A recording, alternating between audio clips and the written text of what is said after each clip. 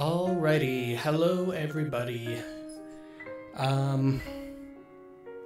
Well, I hope this looks okay and sounds okay. I have no idea. I have a new, better internet, and I realized last minute that I needed to change some things in OBS to reflect that, and that's not something that I should be doing at the last minute. So hopefully this looks okay, and as well I have a new audio mixer hardware piece of junk. I shouldn't call it junk because it's new for me. That took me forever to set up, and I was getting pretty deep in the settings and changing things around while listening to myself on the mic for ages. So much so that I got even more sick of my voice than usual, and then forgot to save the profile for it. So I ended up having to restart my computer for something else, and yeah, it was all gone. So, well, it's gonna take me probably months to figure out this piece of hardware anyways, but I am hoping that visually and audioly, I hope things are gonna sound okay, with this all just being thrown together. So I guess we should just launch right into the game. It's been a little while since the last stream. I know we still had a bit more of Rebecca to get through. And then all I think we have left is Ash and then Luke, I think, are the two that will be coming up, and I think Ash's chapter does take a while, if I'm vaguely remembering that correctly. Alright, let's just load on in here. Alrighty, of all the places nearest to the school, Kylie picks this one, and waiting for food to be served is as awkward as I've imagined it would be. Okay, yeah, at the end of the last stream, we ended up choosing to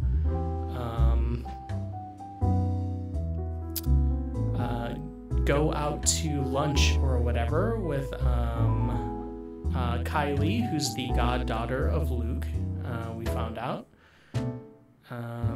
Just so we could be nice, although earlier a evil ghost version of Kylie tried to attack Rebecca in the bathroom at the school, which was fun. That's always fun. Well, not the bad sort, though. The pleasant kind. Surprisingly, Luke's an okay bloke when he tries. When he tries. So long as you're willing to look past the tactless remarks, or we're not exchanging acerbic quips, it's clear he's making an effort for this to be as fun as possible for the 6-year-old by being chattier, even going as far as to laugh when Kylie's story calls for it. It's an interesting thing to hear from the man. More than once, I catch his frequent cheesed-off expression easing whenever he looks at the girl. And your friend? Did you make up with her? Yep! She said she just saw something she didn't like. She didn't accept the jellies, though. Oh yes, the jelly babies. Let us not forget the best candy I had never heard of before, jelly babies. She told me to give it to you instead. She knows you like the red ones too. Very well. Hand it to me later. I'll bring some of them home. I think your Tia would love to have some. What a terrible liar. He says he dislikes the idea of having children of his own, but it's easy to see some part of him genuinely wants them. What's stopping him? Once Kylie wanders to the nearest bookshelves after having lost interest in the conversation, however, we both revert back to silence. On our own, we have little to talk about aside from a few questions about the other here and there. At one point, it does veer on local politics and history. He's surprisingly versed with it, enough that he can hold a decent conversation without throwing a jibe. Nothing too personal is ever mentioned so far, though. It's too early for those, and besides, I don't like him enough to speak of every minute detail of my life. Better keep it strictly between the silence and the casual repartee. This whole thing already looks and feels wrong on so many levels. I'm quite sure he feels the same. So when another bout of silence hits us and becomes too much, I've taken to finding something else to occupy myself. Toying with my mobile, turning it from hand to hand while we wait for our respective meals.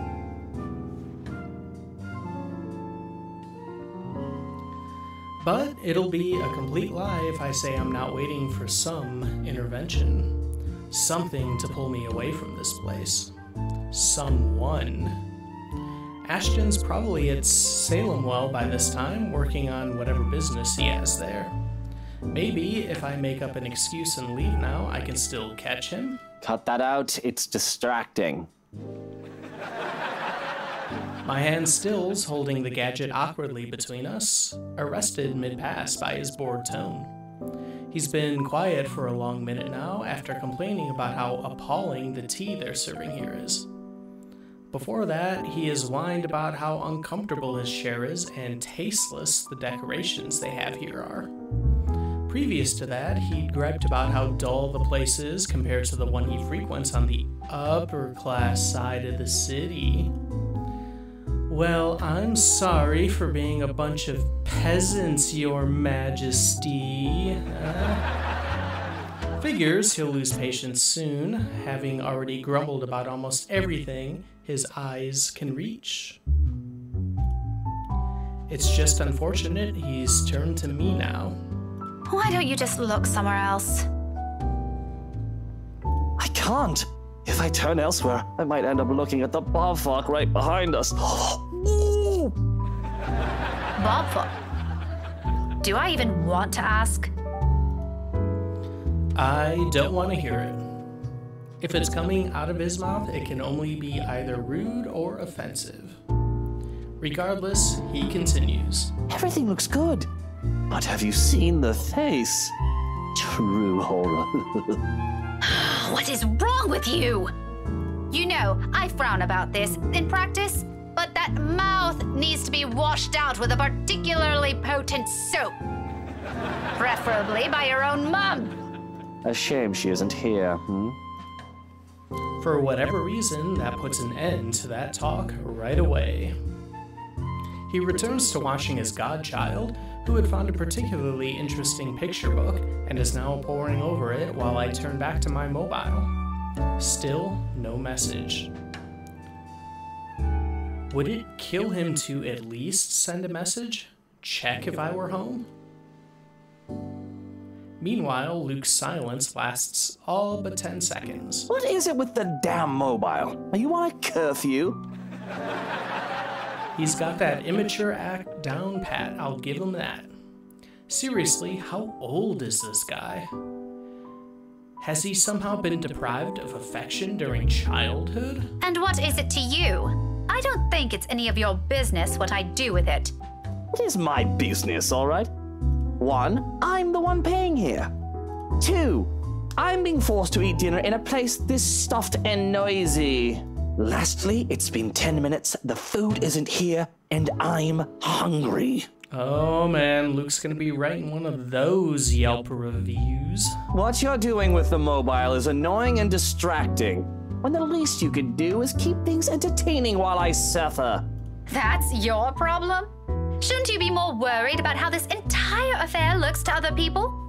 Oh, I didn't realize this was one. Ooh. You move fast, Daisy. You could have informed me first, you know. Had I known, I would have taken you someplace nicer. Certainly the kind with better food and plenty of good wine. Why did I ever think this was a good idea? I don't know. Did it ever occur to you how inappropriate this might look to everyone? Why should I care? It's only inappropriate if you make out to be. Relax. I won't do anything to make your boyfriend angry. He doesn't even need to know we dined out. It'll be our dirty little secret. He's not my boyfriend! The words come out with more force than I've intended. By the time I realize my slip-up, his lips are already spread in a sneer. Heat slowly crawls up in my face. Oh, so there is someone. You're so easy to read. Briefly, his eyes search my face. I have no idea what he sees, nor do I care to know, but in the next second he barks out a laugh, displaying his amusement without reserve, to everyone within earshot. In that moment, I know I've flipped a switch in him somewhere, and I've lost my chance to deny his assumptions. Do I even want to? Isn't that the reason why I've been so focused on my mobile, waiting for another message for him? For a reason to dump this awkward meeting to go after him? Look how mottled you are. Now the nickname makes more sense. Shy Miss Pink and her cute little crush. The color suits you, by the way. It matches the hair. It's not a crush! Classic denial. But in reality, you want him to be yours, and your every move is made to make him notice you. In fact, you don't want him to see you with another man in a non-professional capacity. The same thing goes for you, doesn't it? Bloody. What about your wife? Aren't you concerned she might misinterpret this? Daisy, just because we tied the knot doesn't mean we have to be joined at the hip at every single opportunity. Don't be ridiculous. Why else would you marry her if you don't want to be with her for the rest of your lives? Oh, alright, hold on one second. I am... hold on. Yep, there we go. I keep clicking out of the game. One day I will stop clicking out of the game in windowed mode. But that day has not arrived. Because, Daisy, she also has other things she can do with her life and friends to spend time with. Granted, I don't like some of them, and I have a few of my own she utterly dislikes. But wifey doesn't have to know my every move. Nor do I hers. Do you know how boring that would be? To be with the same person for all hours of the day, losing sleep over the mere fact they're not with you, or putting everything you have aside to please them, to have your whole world revolve around one person. Aren't you just mistaking that for something else? Unlike you, there are other people here who don't share the same jaded outlook you have. Don't lump everyone together just because it didn't work out for you. And you, my dear, are unexpectedly naive. What's so naive about it? If you love each other, wouldn't you want to always see them, be with them, to have them focus solely on you? Maybe you haven't been loved enough.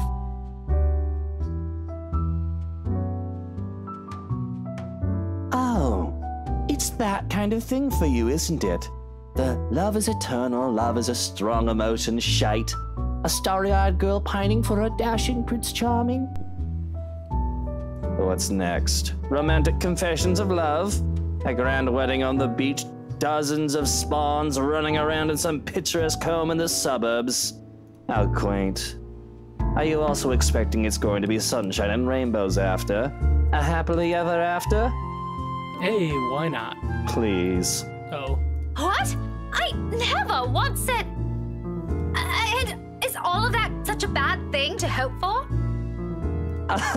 Woman, I've been married for 7 years, and I'm telling you, it's far from what you have in your pretty red head. Tell me, How long has this song and dance been going for you and your man? Maybe I am mistaken. Averting my eyes from him is all I managed to do. What does his mere 7 years have compared to the 17 I've had with Ash? It's laughable he thinks those two are even comparable. Ash and I may have never moved past the boundaries of friendship, like what I'm hoping for years, but what we have isn't something anyone can scoff at. I've always been by his side, endured everything with him. I know him better than anyone.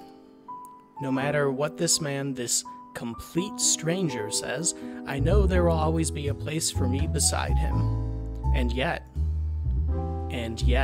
Come on, Daisy, that shouldn't be too hard. 3, 5, 8, 10, 20. His words easily seep into my heart like sharp daggers, gradually picking apart everything I've ever been sure of. Despite myself, the doubts resurface, and my defenses crumble right in front of my eyes. It's no wonder he sees through me, and as expected, he ridicules it.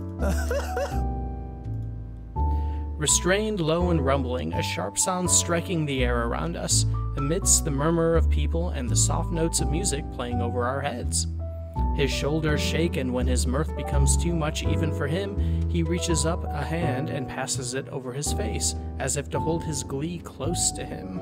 Bloody bullocks, this is just brilliant. Oh, Mother, why do I always keep running into these things? This day couldn't get any better. I think I'm gonna need a stiff drink after this. He dissolves into another peal of laughter, and when it subsides, what he has for me are more words. Hey, hello, Nicola. How's it going? Scathing each of them. That was a laugh in the game. That has been Luke. Luke has been laughing at us, Rebecca. The urge to run from here has never been this strong. Oh, since you're here, Nicola, I guess I can ask, how does it sound?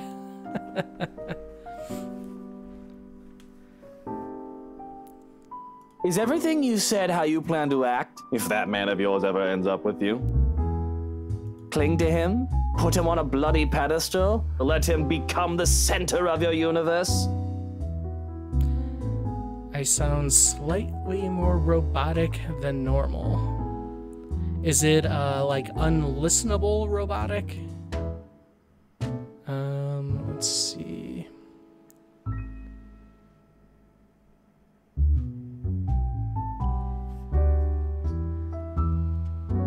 I wonder if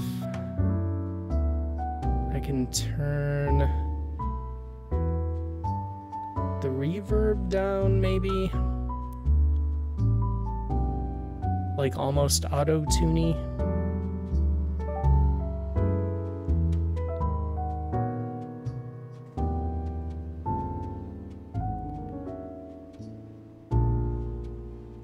I have been auto-tuned.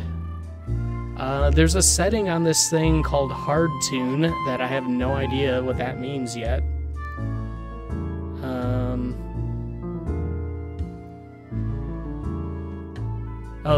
That sounds better.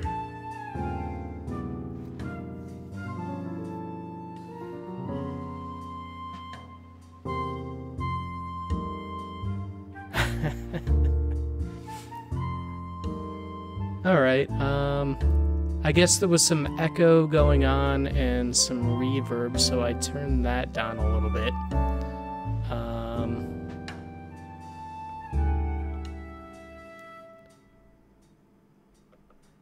I could do this, though. How would everybody like to hear this the whole stream?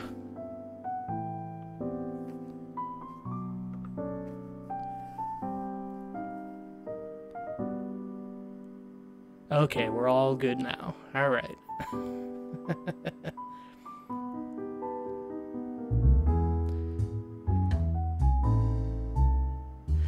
yeah. Got a separate megaphone button here.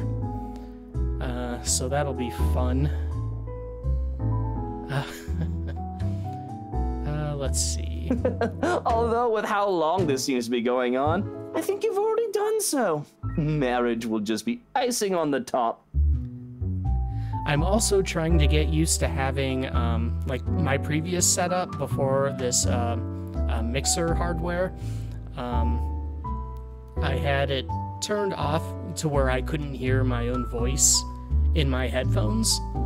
Now I am trying to force myself to get used to it, especially with all these effects and everything, so I could actually hear if they work and whatnot. So I figure I should probably get used to it. You know, like people in radio probably have to get used to it, because I'm sure they have to hear their own voice also. Like some sort of reward for you, isn't it?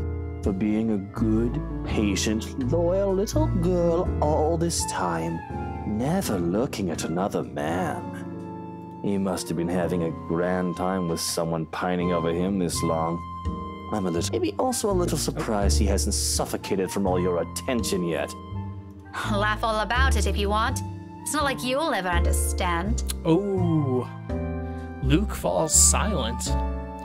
The ridicule in him is gone in an instant, and his eyes meet mine, sharp and imposing. A challenge, but I hold it against him with the same intensity, because if there's something I won't let his opinion trample on, it's this. Is Luke bullying us? Who do we pine after? Zach? Yes, this is Luke bullying us right now, and as Rebecca, we are pining after Ash. And Ash also seems to have a thing for Isabella.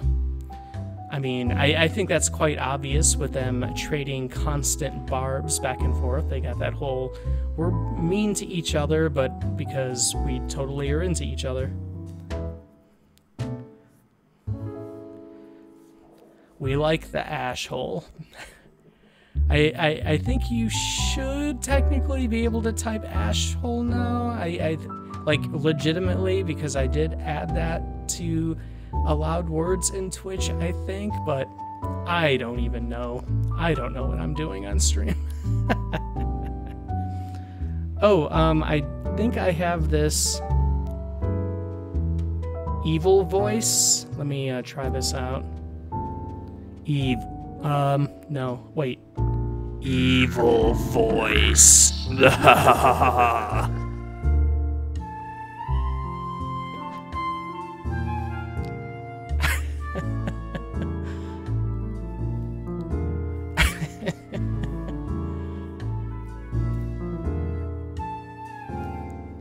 Yes, oh, no, wait. There we go. I forgot to hit the FX button there. I was echoing. Yeah, like, just with a couple different voice things, I'm already sold on spending, well, I won't go into how much I spent on this thing. Let's see. What does he know? However, he's the first one who looks away, focusing his eyes back to where Kylie is, and for a moment I believe I've won. Until he draws in a breath and turns back to me. The words he drops next, though, hushed, hang heavily in the distance between us. You're right. I won't. But I do know not to mistake love for obsession, woman. They are not the same thing. It rattles. Out of everything he said tonight, this is the one thing that twinges my heart. Maybe it's in the manner he delivers it, the lack of conceit in his posture, or even an underlying insult in the tone he takes. The remark is not meant to cut, merely to express a simple truth. This time, it's him who holds gaze against mine. Another unspoken challenge, and I realize that, if this happened minutes before, I'd already have an equally searing retort at the tip of my tongue. There's none. But the anger is there, ringing at my insides, prodding at the uncertainties I've long kept. Isn't it enough? We have the long years we've been together, we have the memories, Whenever he needs me, until other people came in between us, I've always been the one there. That dedication and loyalty should mean something, shouldn't it? I've always been sure of it, and that one day he'll see it for what it is. In spite of that, in this minute, under this man's scrutiny, my own heart wavers. Now, I struggle to find the words. I don't think there's anything underlying in the insult. He was very much insulting you. That's what Luke does best, insulting people, and then trying to pick up women in front of his wife. Let's see. What right do you have? I don't need to answer that. Well, we'll be the better person here. However, those are for me to ponder on. This arse doesn't need to hear them, and neither is he entitled to them, just because he dished out some profound-sounding life wisdom no one asked for. So I look away, hoping my own silence would be enough of an answer for him. And it is, for a moment. Up until warm, furious tears prickle behind my eyes, stinging, begging for release, along with every other frustration this dumb talk has built up in me. All because of this man. I hate him. I hate the fact that he has to be the one to see me in this sorry state. I'm already expecting another barb from him when his expression shifts. Except, he panics. In the span of 3 seconds, his expression changes from indifferent to concerned to utter panic. It would probably have been funny if I weren't so irked by the sight of this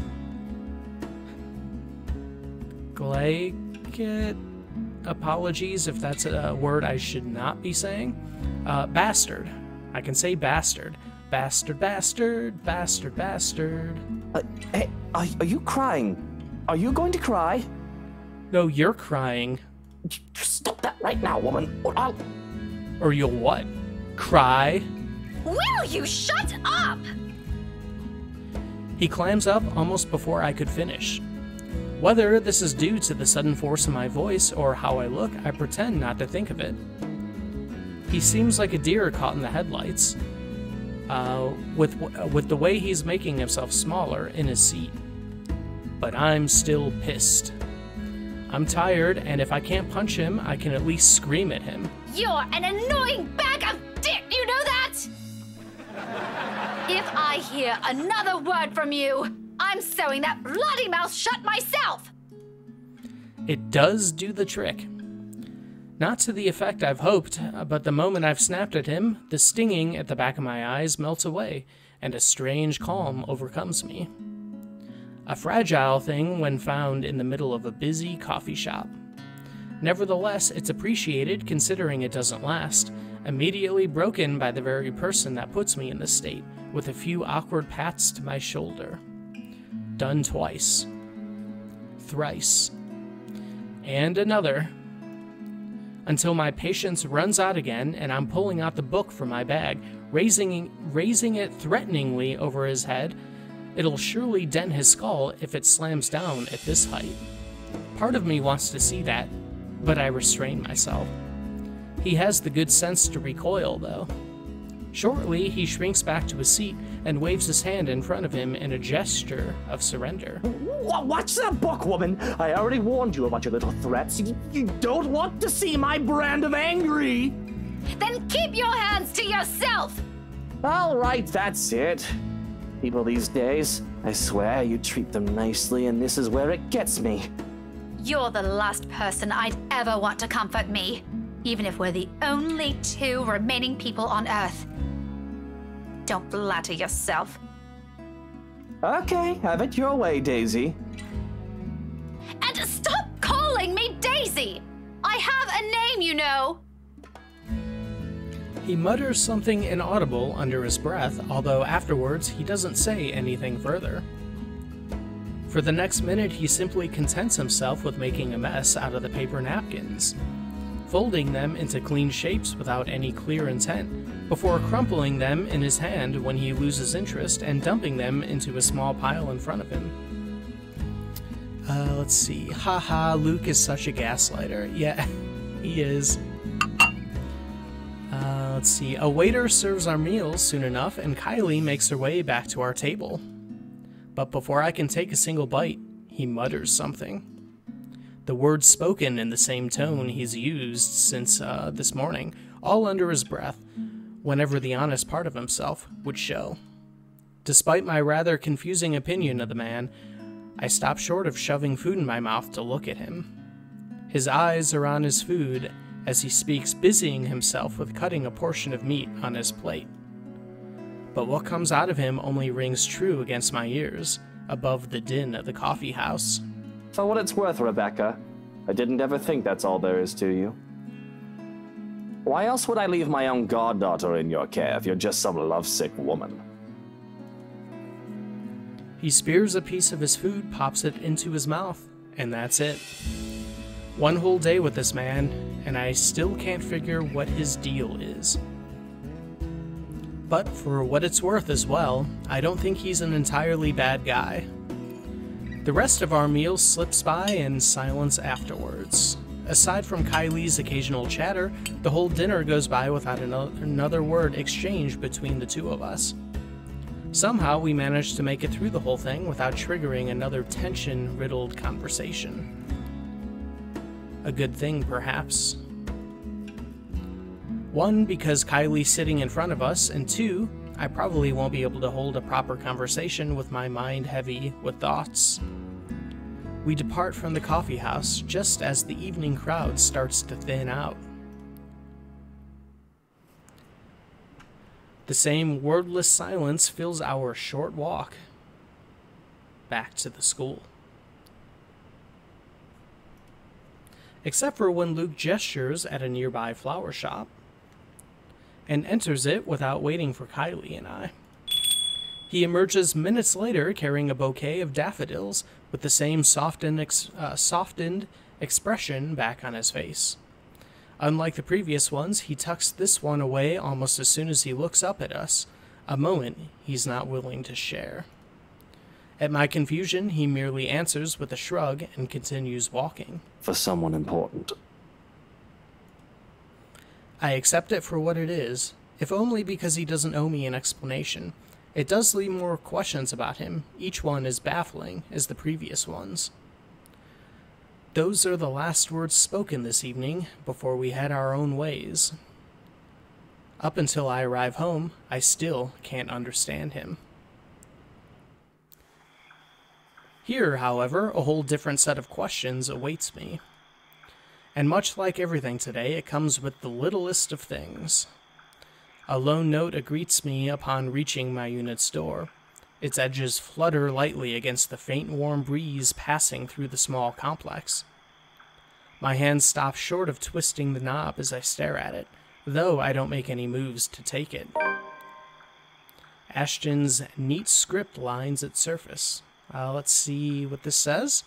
Last stream, earlier on in the game, we ended up choosing to go to lunch with Kylie and Luke over waiting for Ash to get into contact with us. Let's see. Drop by earlier, you weren't around. Any ideas where Scaredy Cat is? I couldn't contact her. Inspector Abigail has a few questions. LPD stuff, something about her dead co-workers. Anyway, let me know how the two of you have been doing. I'll see you later. Ash. The message he left, short and straight to the point, but not without the underlying hint of friendship. He's looking for Isabella, apparently. Something about LPD's investigations of her co-worker's death, but ends its formal tone by checking on me. Us. Any other day, the former part of the message will likely prod at the piercing envy I've been holding, while the latter will probably send my heart aflutter. Little things from him that I want to mean something more. Yet this time, only guilt fills me, and my eyes briefly shift towards Isabella's empty unit. Luke's words repeat inside my head as I do so. For what it's worth, Rebecca, I didn't ever think that's all there is to you.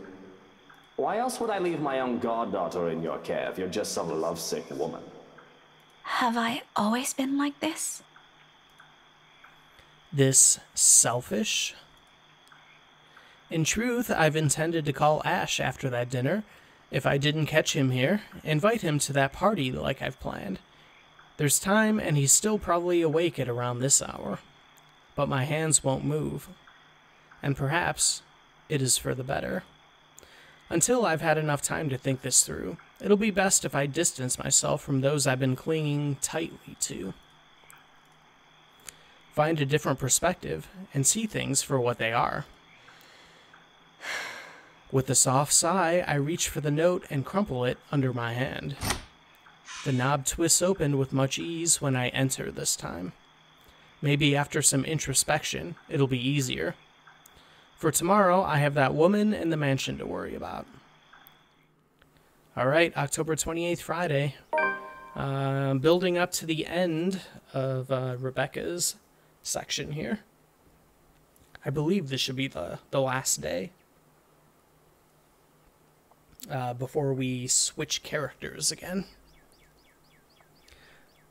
Let's see. The night wears on without further incident, despite the great number of thoughts swimming inside my head.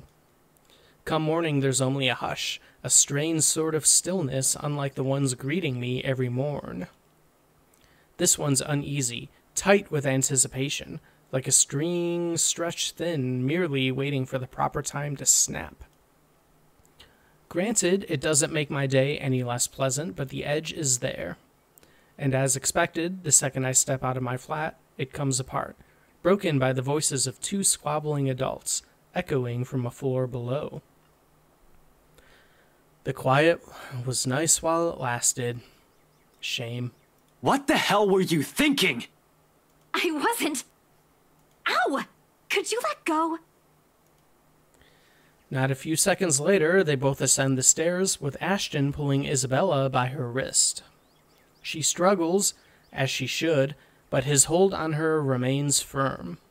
Freeing herself means having to draw blood as she attempts to pry his hand off her with the other one, or using unnecessary force to push herself away.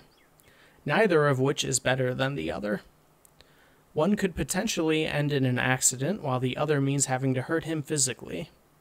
She has the good sense to realize that, at least. However, it doesn't take the desperate edge in her voice when she answers Ashton's temper with her own.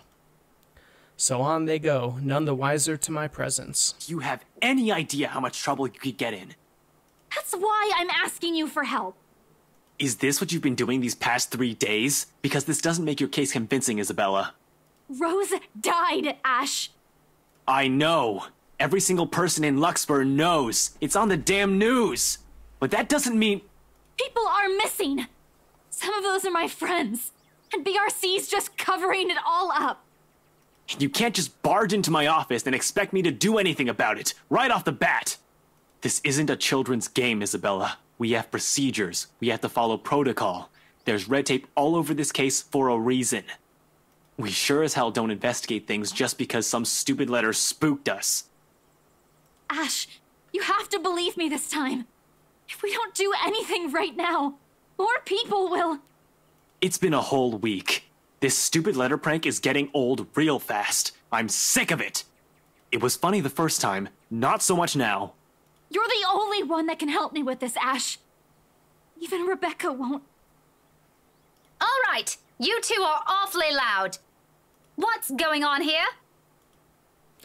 Both of their heads snap up, almost in unison. A displeased frown is on each of their faces, but this is a necessary interruption. What can they do? People still in their units have already taken interest in the commotion, with some taking a peek behind their curtains, while others are bold enough to creak open their doors, if only slightly. If they don't keep it down, pretty soon our landlady will show up. Getting a reprimand from her is the last thing I want to happen, first thing on a Friday morning, even if this is hardly my fault. Well, if you want to continue this, you two better do it elsewhere. You're disturbing other people. Don't worry, we're done here. No, we aren't! Becca, I looked it up. I called them. I visited some of them, and... Which you shouldn't have done in the first place. Isabella, you're going to create more problems for us with what you're doing. A team has already been assigned to it. Leave it to us. Your precious team is looking at it the wrong way. Becca, it's not just Rose. There are others. That last bit strikes a chord, prods strongly at a memory. At that vicious smile already etched deeply inside my mind, the image appears clear enough that, at the mere mention of it, I stumble on my own question. What do you mean? The letter, Rebecca! It's not... It's nothing. If there's really something going on because of that dumb letter, none of us would be standing here. We've all read it, haven't we? But Rebecca's alive, Zach's alive, I'm alive, so for the last time, this isn't a curse. You know, so far you're all alive because I've kept you alive. It's me, the guy on the other side of the screen. Hello. There's a murderer on the loose, and your coworkers happen to be the victims. Give it a rest, Isabella. It's too early for this shit. Don't you think that's too much for a coincidence? Not so much. Most serial killers follow a pattern. I'll tell you about it some other time. Do ghost serial killers follow a pattern? And anyway, coincidence or not, the point is, civilians like you aren't supposed to get involved. You're putting yourself in danger. I wasn't chasing after... Will the both of you slow down and stop arguing for a minute?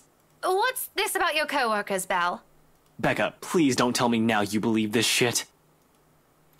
Sure, in a heartbeat, I'll agree with Ashton. That's how it's always been, besides having a very good point. Really, they're the very same ones he'll make every time I ask too many questions. But the fact of the matter is, what he wants to hear from me right now is far from what I've been seeing and sensing these past few days. It doesn't matter what Isabella or I believe on our own. Something odd's been happening around me, and that letter she picked up is at the heart of this. But, however I respond to the question in their faces, only one of them will be pleased with it. Yeah, we're going to admit it. We're going to admit that we've seen her. Because we have. We've had our own ghost encounters as Rebecca. Every single person so far has had the encounter. We haven't played as Ash yet, but I have a feeling when we get to his chapter, he's going to have his own. And while we haven't played as Luke yet, he's let on in some vague, under-the-breath sentences that he's had his own encounter or two. Ashton, in particular, won't be too happy to hear it. Imagining the look on his face doesn't take too much effort. His entire posture shifts the moment my reluctance shows, shoulders tensing, brows furrowing, eyes gaining a sharp edge. He's already bracing himself for the disappointment. And it will be a disappointment. Not in a million years did I believe I'd ever be saying this either. I might have seen her. The woman Belle's been telling us about. The one she said she saw in the attic. Both of them stare at me like I've grown an extra head, and for a few moments, Ashton looks like he's about to have a fit. A pause treads at its heels after, a silence thick enough one can almost hear a pin drop. You're kidding, right? Do I look like I'm joking? Really, Becca? Not funny. Ash, I'm not lying. Why would I lie about this? It's been this way since the film fest. The past few days have been really odd since we read that letter. Or maybe you're all just feeling under the weather. Yeah, that's it. Good explanation for all of this, Ash. I'm not sick. Don't you think I'd know that by now? Becca, you're starting to sound like Scaredy Cat. Give me a break. Why don't you? I'm sorry. I'm so sorry, you two. Isabella's voice cut sharply through the conversation, abruptly putting an end to the brewing argument. It's all my fault. This is all my fault. I was only hoping I could fix this before any of you. I'm sorry for dragging you all into this. She breathes in, deep, steadying, and in that moment, something falls behind her eyes as she looks away. I'll fix this. I promise. A quiet resolve. The same one I saw her in that night from 3 days ago. But this time, it burns brighter. Even Ashton wavers at its sight when she looks him straight in the eyes, gaze unflinching. Gradually, his grip on her wrist loosens. Belle, there's nothing to fix. The problem is... Just this once, Ash. Her voice, though small and lacking any force, stops him. Along with it, every sound, every noise dies around us, a hush descending, as if the world is waiting for her words. You don't have to come with me. But if I don't do anything, I am going to regret it. She lays a hand atop his, gentle, pleading, almost intimate, if one does not consider the circumstances we found ourselves in. Please. Ashton will never tell a soul, will never admit it even to himself, but it is in that short second that his own resolve breaks. The moment the hard edge in his eyes softens, and he relinquishes his hold on her, letting his hand fall limply to his side. Wordlessly, Isabella steps back and runs off, leaving only a muttered thanks and a small, lackluster smile. Only after the last of her footsteps fade away does Ashton move, breaking the silence with one of his sharp exhales, before reaching up to pinch the bridge of his nose, in a gesture of frustration and surrender. Did you really have to tell her that? What do you want to hear from me then? That everything's fine? No, I want all of you to stop putting these ideas in her head.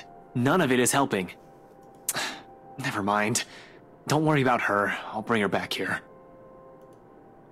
He's already poised to leave when my own instinct takes over. I reach for him, gripping his elbow with the same unyielding grip, the action prompted by voices whispering at the back of my mind. He's already made it clear he's not going to believe me, but he deserves a word of caution. Who knows where all of this will take us? How will all of this end? He shouldn't be caught off guard, beliefs notwithstanding. Ash, I know you don't believe in those things she's saying. And you know me. I'm less inclined to believe in those things as you do.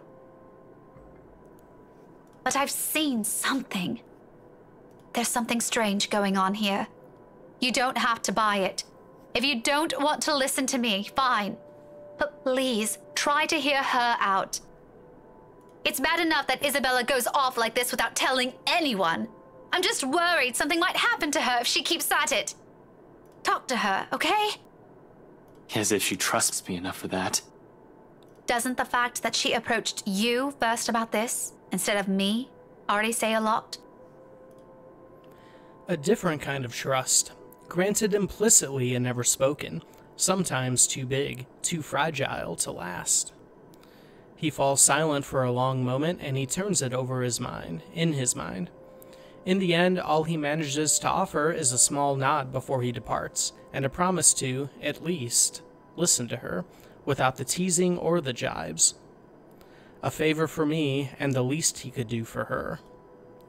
This is as much as I can do for him as well, until I've understood what's happening myself.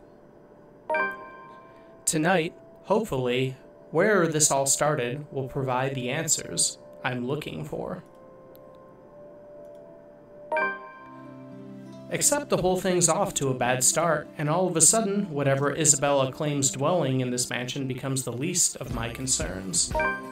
Of all the cabbies in Luxborn, I happen to chance upon the superstitious one. Still, not as bad as finding out your car's starter refuses to crank on, when it will still be working in the morning, yes. But it's equally as frustrating when you're forced to walk the rest of the way. All because the driver got spooked. Isabella and him will get along so well. I do get his reasons. After all, I've had my fair taste of the bizarre lately. all of which might have been brought upon by that letter Isabella found here. But you'd think he'd at least be charitable enough to take me a little bit closer to the house itself, not at a distance 15 minutes away from it by foot. Good thing I'm not wearing anything too formal or constricting. Otherwise, that short walk would have likely put me in a bad mood, long before I have to suffer in a room full of strangers tonight. Although this soon proves to be a problem the second the driveway comes into view and I near the entrance. Severely underdressed is a total understatement to describe how I look. Cars, worth more than my own apartment and childhood home combined, line the mansion's front yard. Men and women decked out in their best also flock near the entrance. Most are eager for the festivities to start, while some are simply idling about, enjoying the afternoon sun before it sets.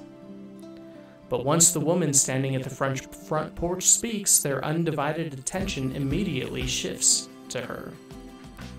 Presumably Ms. Wright, from the confident manner she holds herself among present company. This, despite keeping a far simpler appearance from the rest of her own guests, or not having her husband beside her. A trait worthy of utmost admiration at best. At worst, she's the envy of every woman, the subject of every gossip in Luxbourne. Welcome, welcome everyone. And Mum said we could have been good friends?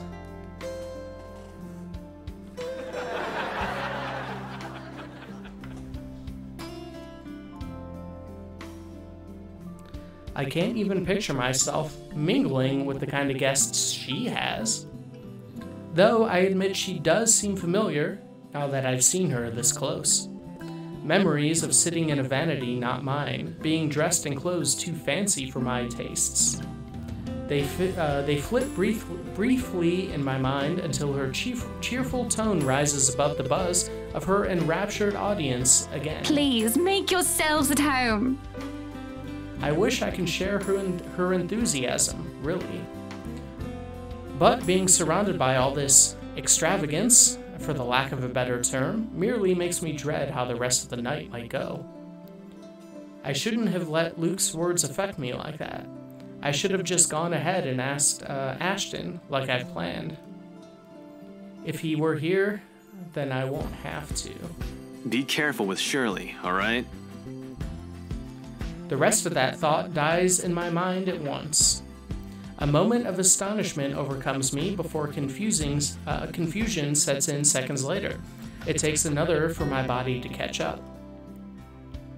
Once it does, when I finally turn to see it for myself, it's this familiar mop of hair that catches my eyes first. And there he is, almost an arm's reach if it isn't for the guests standing between us. Ashton Frey, standing in the Ermengarde Mansion's driveway, with an air too lackadaisical for someone who absolutely abhors parties of any form, or has any business here, as far as I know.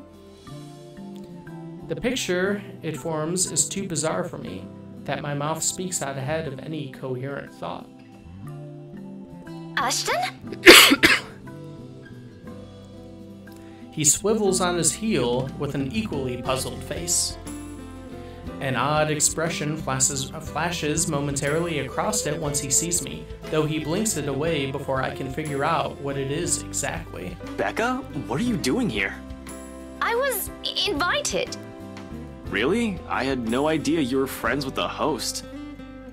Well, it's my parents, actually. But that's beside the point. What are you doing here? You hate parties. I still do. I'm just here on behalf of a friend. That in itself is weird coming from him. It doesn't help that he isn't even making an effort to spare a glance my way when he answers. Instead, they're focused at some point in the crowd. His gaze darting between people walking past us until a small frown forms in his face. That's rare. Do you have someone with you then? Nope, just me. I won't be staying long. Well, if that's the case, maybe you and I can... Chief? Ashton, what's... Unexpectedly, he places a hand on my shoulder, stopping me mid-sentence. He still has the distracted look on him, except this time his eyes are sharper, as if he has found what or who he's been searching for among the throng of partygoers earlier. Sorry, Becca, I need to... Let's see, I had to take a short break to talk to a colleague. Are we back with Ashhole? Yes, we are. We are on, I guess, the last day of the week that we've been building up to with each character so far. The night of the party, the housewarming party. So we got to be pretty close to finishing Rebecca's chapter. Yep. Yeah, we're at the Hannah and Luke's housewarming party. This is where the first time that we played through the actual party as Hannah, we got to play through the chief inspector's wife accusing Luke of fathering her pregnancy that she currently has, and that was hilarious fun for everybody. There's something I need to check for a bit. I'll talk to you later. Do you have a ride home? No, I had to take a cab here. My car wouldn't start this afternoon. But what about... I told you to get that old thing checked before, didn't I? You can head back with me after this. I need to get a new car too. Anyway, I gotta go. See ya. Be careful, okay? I meet the smile he hastily throws my way with a frown of my own. What does he mean by that? But before I can ask, already he has turned his back away from me and is walking away, without a single explanation whatsoever. In some desperate effort, I try to catch up to him, if only to know what warranted this sudden departure and his odd warning at the end. Hey, be careful! About what exact... Only for my attempts to be interrupted by a muffled ringing from my pocket. Mum's cheerful voice greets me as soon as I answer. Yes, I'm at the party already, Mom. Yes, I'll say hi to her if I can. The conversation itself doesn't last long. Just a simple hello, a reminder to enjoy the party and to send their regards to their old student. But when the call ends and I get to look up, Ashton's already nowhere in sight. With a sigh and admittedly a little disappointment, I tuck my mobile back into my pocket and head inside. Even with the familiar company, however coincidental this meeting is, this is somehow shaping up to be a terrible evening. The party hits full swing an hour later. With the host's opening remarks given, still no sign of her husband, the poor woman, and the guest promptly fed, the band shifts the melody to a livelier tune. And soon laughter and the rhythmic tapping of shoes fills the room, all in accordance to the lifting strains of music. It seems fun, I admit.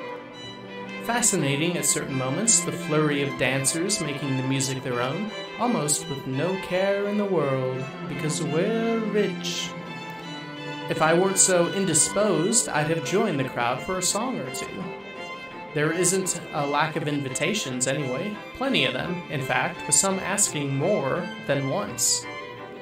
It's only my stubborn refusal that prevents me from joining them. And I can. A single nod is all it takes, and the evening would have been far more enjoyable for me. But pride in my silly hopes, the thought of being seen with one of them by him curbs that, as much as I hate to admit it. Because doing so also means outright acknowledging the douche's claims. That he has to be the one to tell me that still sends my blood boiling. I would have preferred someone more agreeable, less of an arse. Less of an arse. It's a hard truth to swallow, especially when the very person at the center of it makes denial difficult. Can't even spare me a minute of his attention or a single glance at me the whole evening. Hell, Zachary might have spoken more words to me. The big guy's busy covering the event to boot. But at least he manages to slip in a conversation or two between takes, or a small wave of his hand when he passes by. What's Ashton's excuse? He's been flitting in and out of sight the whole time. Let's see, it's my only obsession. Ashhole. Yep, while Ashhole tries to hook up with Isabella. I think, Rebecca mentioned that they've been friends for 17 years. I have a feeling that perhaps Ash does not have these feelings for Rebecca. And she is waiting for something that is probably never going to happen. Yep. If it hasn't happened in 17 years, it ain't happening. One moment, he's hanging around a small group. In another, he's hovering around the string band. Just a second ago, he's wolfing down some deviled eggs by the buffet table, a glass of wine in hand. Should you be drinking on the job, Ash? The next thing I know, he's gone. If I didn't know any better, I'd say he doesn't want to be with any of his friends. Is it because his boss is here? What's the big deal about that? It's never bothered him before. I swear, the next person who asks, I'm dancing the night away with. Ashton can go fuck himself. Oh, please let this be Luke. You would catch his eye a lot better if you wore nicer clothes, don't you think? I had my finger on the laugh track, but it's fine. You can dance with Hana. I like Hana. Her voice almost makes me jump, too focused on the gobshite wandering around the ballroom and my own annoyance to notice. If she's heard any of the profanities I've mumbled, or she's taken notice of my discomfiture, she makes... Wait, here, I got it. If she's heard any of the profanities I've mumbled, or she's taken notice of my... She makes no comment on it, merely greeting me with a smile when I turn my attention to her. Ms. Hannah Wright gives off a whole different air when she's not speaking to an audience. Homely, a bit too friendly for my liking. But I guess that comes from being raised in such an environment and having to deal with pompous, snooty people. Though I suppose nothing has really changed from years ago. I remember her carrying herself in the same manner during that one and only visit. Does she remember any of it? I won't be surprised if she doesn't. Let's see. With love, Rebecca, 'cause I feel ya, girl, been there. Yeah. I think a lot of us have been there. Let's see, I have a work meeting for the next half hour, so be lurking and we'll pop back in afterwards. Alright, I should be here. Have fun at the meeting. Meetings are always a blast. Enjoy. Let's see, it has taken me a while myself. She's probably met a lot of people like little Becky throughout the years. Might have already forgotten about me or my parents. People like her thrive on connections, after all. Nevertheless, I return her smile, awkward and stiff as it may be. Didn't realize the housewarming was going to be this fancy. I would have gone with a nice dress if I knew. Oh, you're fine, dearie. It's only really the parvenu, those who climb, that come to these parties all dolled up. Quite the black-haired beauty, isn't he? It takes me a while to realize who she's talking about. Until Ashton walks by again, in closer proximity than any of the times he has done so this evening. Still without a look of acknowledgement our way, though, even if Ms. Wright speaks loud enough to catch the attention of anyone within earshot. Who, Ash? You know, you really shouldn't have turned down those offers. If I wasn't married, I'd happily go dancing with those young men. Oh, here we go again. I keep doing that. The old scroll up to get to the backlog. But you said a name. Ash. That's the exquisite lad you've been looking at all this time. I don't know him, and I'm the one hosting this party. That must mean you know each other. Is he your boyfriend then? Because that would explain those rejections. This isn't the first time someone has made that assumption. Almost every student I've had in the past did. My coworkers more often than not assume he is. A few of my neighbors also think we're an item. Not that Ashton has ever reacted to those. He's been quite indifferent about it, in fact. Still, the heat of a blush creeps up my cheeks, a denial ready, despite wanting it to happen so badly myself. What? No, that's ridiculous. He isn't my boyfriend. Such a violent reaction. A simple no would have sufficed. Many here would be happy to hear it. And I haven't been looking at him. I do my best to summon a straight face, but before her good cheer, it easily falters. That's right. You've been staring. Quite heatedly, in fact. Although I'm not sure if you look like you want to kiss him or kill him. It's more the latter currently. Just don't go murdering him on my property. I don't want to walk into a room and suddenly find a body there. It's infectious in a way. No sooner I find myself enjoying our chat more than I've imagined myself to.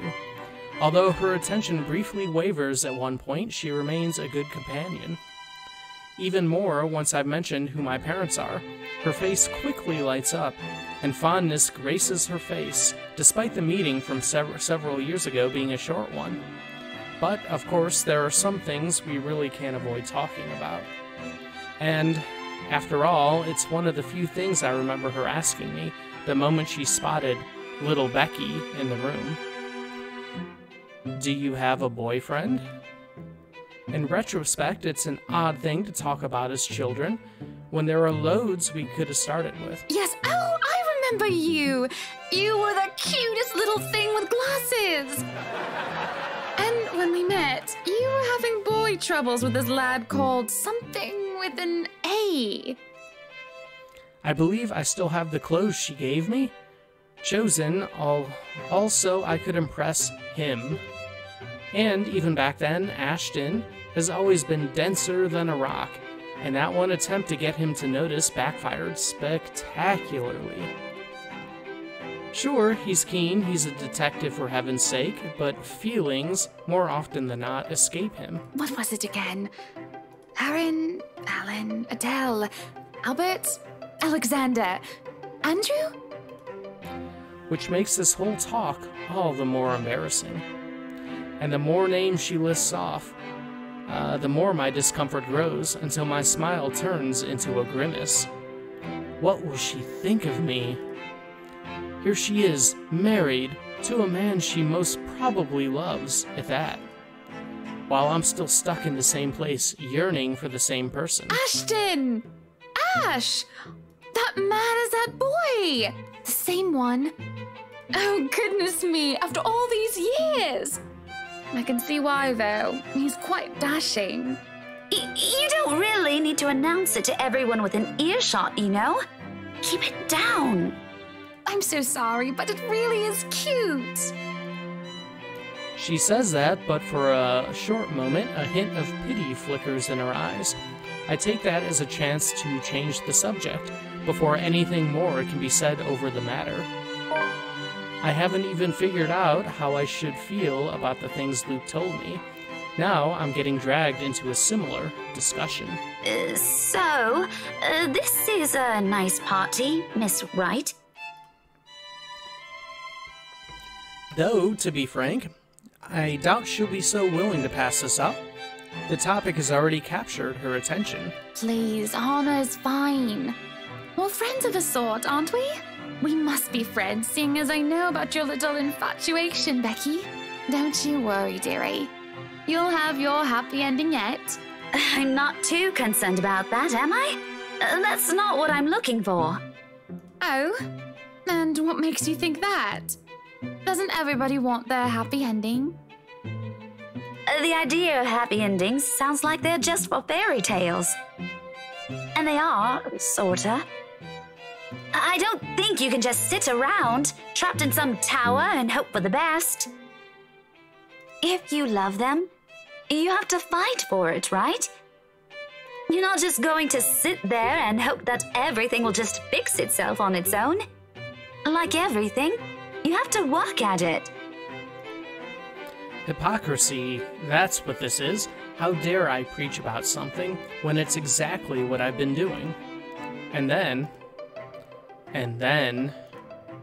I go and act as if I'm entitled to any of it. That, by virtue of us growing up together, he must return whatever I feel for him. That he's not allowed to look at another, because I'm the one who has stayed by his side the longest. When, in the first place, Ashton has always been his own person. This is something I cannot force on him. I can only hold on to these, take care of it until the time comes I can confess it to him. Great if he reciprocates, but if he can't, if he won't, selfish. I've been too selfish. How laughable that Luke's words still strike true up until now. But what do I know? I'm sure the daughter of the two greatest professors I've ever known is smart enough to know what she's talking about. At one point, maybe I would have easily agreed to that. However, the past week has also seen changes in the way I view things. As nice as these things sound, it turns out whatever I previously know may not even be true for other people, or for myself. It is sobering and almost funny how things I might have said with much certainty before now has doubts muddying each of them. But there will be a time to mull about these later, because when a hush suddenly descends in the room, a whole different issue rears. Especially when Luke, fucking Luke, strides into the now quiet ballroom, fashionably late and oozing with the same pompous mien he always carries around with him. Good evening, ladies and gents. Enjoying the party? I hope I'm not too late in welcoming you all to the right mansion. Before long, Hana leaves my side to join him, and it doesn't take a genius to piece it all together. Welcome one and all to our humble abode. Tonight, if you have yet to find yourself in your roles, you are our ladies and lords of the court of your king and queen, if you would excuse my presumptuousness. So, enjoy the feast that has been laid out for your senses, as we only allowed the best to be served. Enjoy the rest of your night, everyone! His attitude, the manner he carries himself around people, his unfamiliarity with that part of the city. Of fucking course. I should have known. Although I'm partly at fault here, tabloids and the gossip columns have never been really my thing. I should have also expected that wherever Luke fucking Wright is, some sort of drama will be sure to follow. He seems the kind of person who revels in it. Figures it'll find him on its own, even when he's not asking for it. It happens amidst a round of applause and hoots. That people lagging behind the crowd they've gathered does not catch on until the cheers turn into several scandalized gasps. I am pregnant with your little bastard. You promised me you'll take responsibility. God damn it, Luke. I finally got you to talk to me after months of silence, and you do this to me. What do you mean you're pregnant with? Luke, is this true? Lies and slander, woman! Security! Johans, take her out of here before she makes an even bigger fool of herself! No, you do not do this to me. I was so ready to leave my stupid oaf of a husband. I told you to leave that damn wife of yours. Look at her. Does she look like she wants a baby? Well, what we've learned about Hana is yes, she does want a baby. Does she look like she could take care of a baby? I mean, does anybody look like they can? The commotion doesn't go further, despite the drunk woman appearing like she has plenty more venom to spill.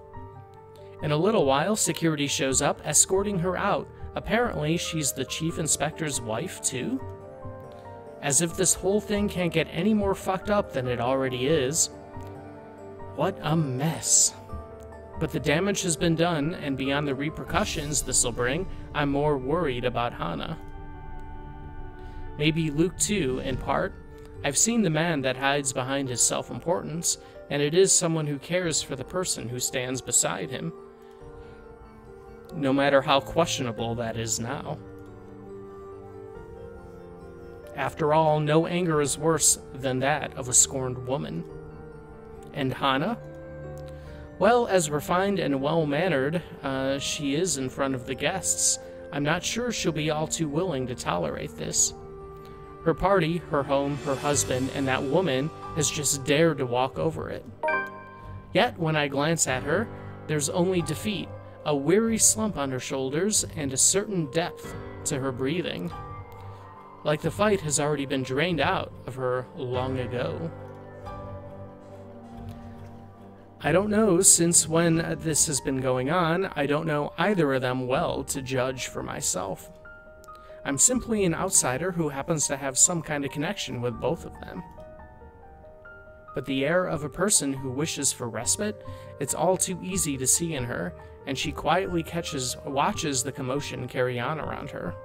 In a moment, before I can think it through, I'm pulling her to the side and waving Zachary over to us. Becca, this is a real oh, hey, Miss Wright. Hello, Zachary. I told you to call me Hana. Did I not? Yeah, you did. Admittedly, this air of familiarity between them catches me off guard. I won't put it past Hana. Her standing in society compels her to keep her appearances, the be nice to everyone sort of thing. While Zachary's growing client base sometimes calls for rubbing elbows with the rich and famous. Although, from the way it appears, this one seems to go beyond maintaining a facade or work. I wonder how this friendship came to be. I'd ask, but we're starting to attract some curious eyes. Most of them are probably searching for more gossip, something to add fuel to the fire. Thankfully, there's no need to explain it to Zachary. He's aware of the situation all too well. So, this is what you called me for? We gonna get Hana out of here? That'd be great. Soon, he's leading the three of us out of the ballroom. Anyone who dares speak or approach on our way out, I shut down with a sharp glare. In a few steps, we're out, away from the commotion and the suffocating tension. I don't stay long with them, though. Even if I want to, Ashton's still somewhere in that crowd. I've got to go back for him, at least. No matter how much the idea of that alone sends an unpleasant twinge in my stomach. Hey, I gotta go back in there. Completely forgot my bag like an airhead, and I'll see if I can tag Ash on the way out. You'll be fine here, right, Hana? Not to worry, dearie. I'll just be right here. Zach will be with you if you need anything. Besides, it seems Zachary can handle this without another person helping out. In fact, for some reason, I've got this strange impression I might be intruding on something if I elect to remain. Better to entrust this with someone she's comfortable with. And though it might be a little inappropriate considering what has transpired, a smile worms its way to my lips as I leave. Good on them, I suppose? Chatter has exploded throughout the ballroom once I return. Worried murmurs, clicking of tongues, and inappropriate gossip filters through the thick tension in the room. Most of them haven't even left the premises, and they're already talking about it. Tomorrow, it'll be on the news for sure, in every local broadsheet and tabloid in Luxborn. No wonder Luke's knee-deep into damage control. With the scandalous woman gone, he has turned his attention onto the media covering the event. Though, so far, he isn't faring well in the cleanup department. Now, people, we all know the drill. I'm sure you're all itching to get a start on those articles. Good thing Zachary isn't here. I can't imagine a man of his temperament dealing with someone like him. But if I read one word, see one picture about this come morning, even a single shot of the bloody wine glass the harlot held, you will all lose more than your jobs. Luke's diatribe goes on for another few minutes, after which he excuses himself out of the area. There's a brief lull, a reluctant pause before the place comes astir again, but shortly the buzz returns. Dancers have once again taken to the floor, and their guests' excited talk begins anew. But I couldn't care less about any of this now. Simply standing in the middle of it already gives me a headache. When the shock is faded, I just feel bone tired. I've accomplished nothing of what I've come here for, and apparently Ashton's disappeared sometime during the commotion. I'm not sure what pisses me off more. The fact he ignored me the whole evening and might have just left without saying anything, or knowing he obviously has some other motive for being here. Can't he at least trust his own friends for that? He didn't have to hide it from me. It's the last straw. No longer in the mood, I grab my bag and head out, more than ready to end the disastrous night as early as possible. As it turns out, the night isn't done with me yet. Because no sooner has the porter closed the door behind me, I find myself standing alone in the foyer with one Luke Wright. No sign of Hannah or Zachary. Just him and the agitated clicks his shoes make while he treads around the empty room. Away from the media's prying eyes and their guests' judging stares, it's easy to glean how much this scandal has him shaken. Not to the point where he has utterly lost his composure, he appears to have mastered himself enough not to. But an ample opening is there for a nervous edge to show on the lines of his shoulders. What do you know? The man is not as tough as he makes himself out to be. Sure, I've seen this before, briefly in that 1 second in the hallway at school. It's a strange matter, however, to witness this out in the open. Behind closed doors, this is the real Luke Wright. Though maybe that's because he hasn't noticed my presence yet, busy as he is with his thinking. If he's aware, I doubt he'll be acting like this. His pride is one thing he will always wear with him. Even now, when I place a gentle hand on his shoulders, and he whirls around to face me.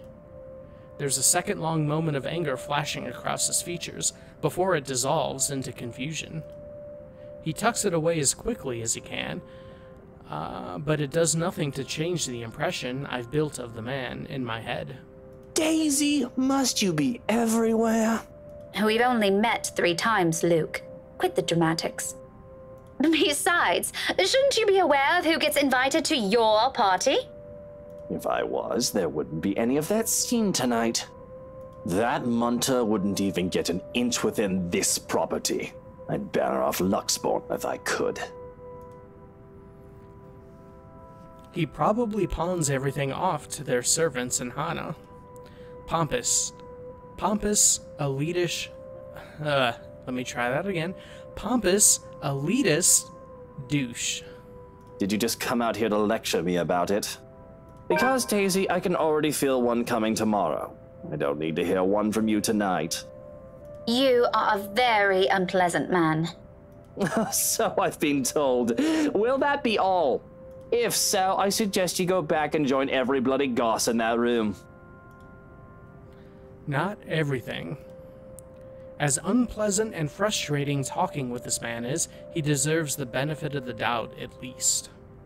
The questions and criticisms aren't lacking, of course. But right this instant, there's only one that comes to mind.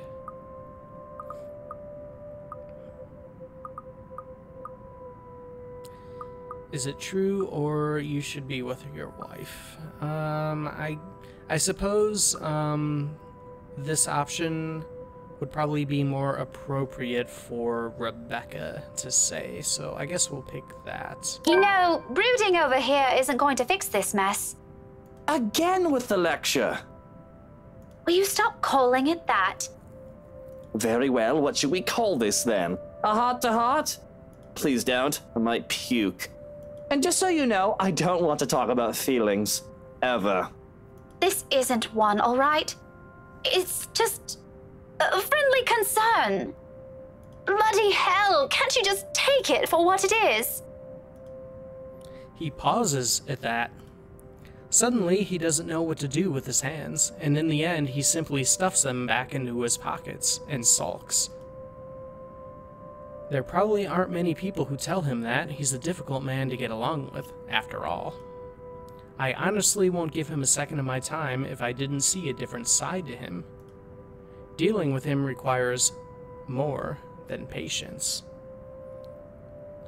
And let me just do a quick save game right here. I think I am going to take a quick trip to the restroom and enjoy the nice, quiet ambiance of the foyer of the Ermengarde mansion. And I will be right back in a minute or so. All right, be right back.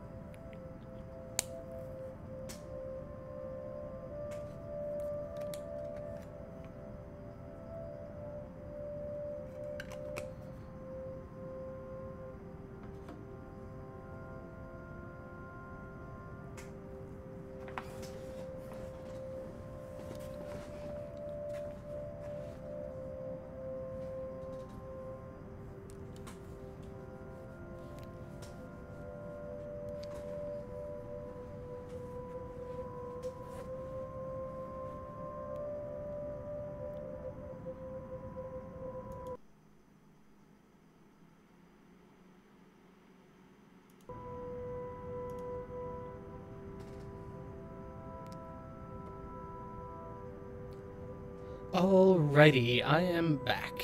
There we go. Let's see, I am back and can see please stand by. Is there shenanigans afoot? Nope, no shenanigans, just a quick restroom break. Yep, so far I think everything is running okay. Let's see, when the awkwardness passes, mostly coming from him, he merely glances away. But the tightness in his shoulders has eased, and when he speaks again, despite his rather rude choice of words, none has any venom in it. Friendly concern, right? Let's see, you're still a tiny bit echoey. Okay, I don't know if that did anything.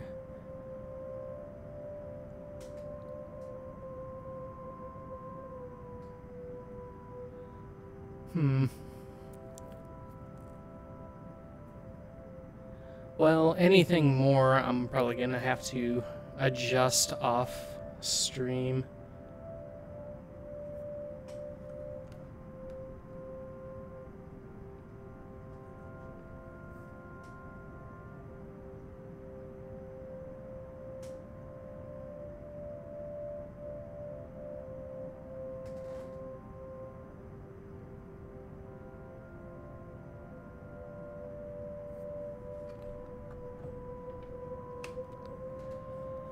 Okay, well,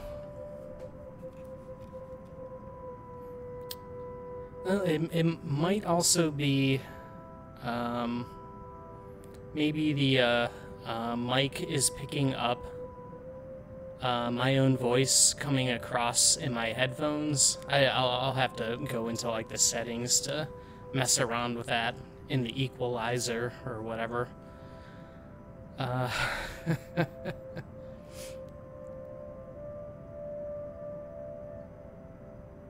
Because, let me... While we're at it, I should mention that Hana used to call that Viper friend. Hey, Luke.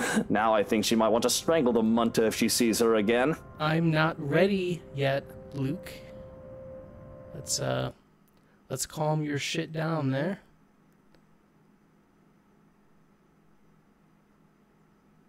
Let's see...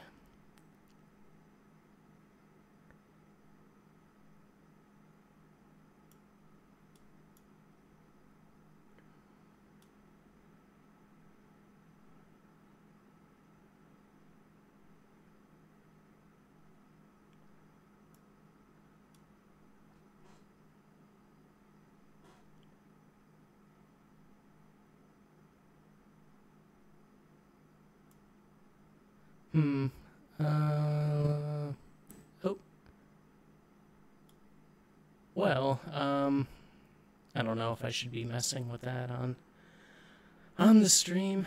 Alright, let me just go back here. After she's done with me, of course. I doubt she's going to do anything like that. What do you even know about this? Oh, I know enough. You may look like a sleazy douche, and you still are, by the way.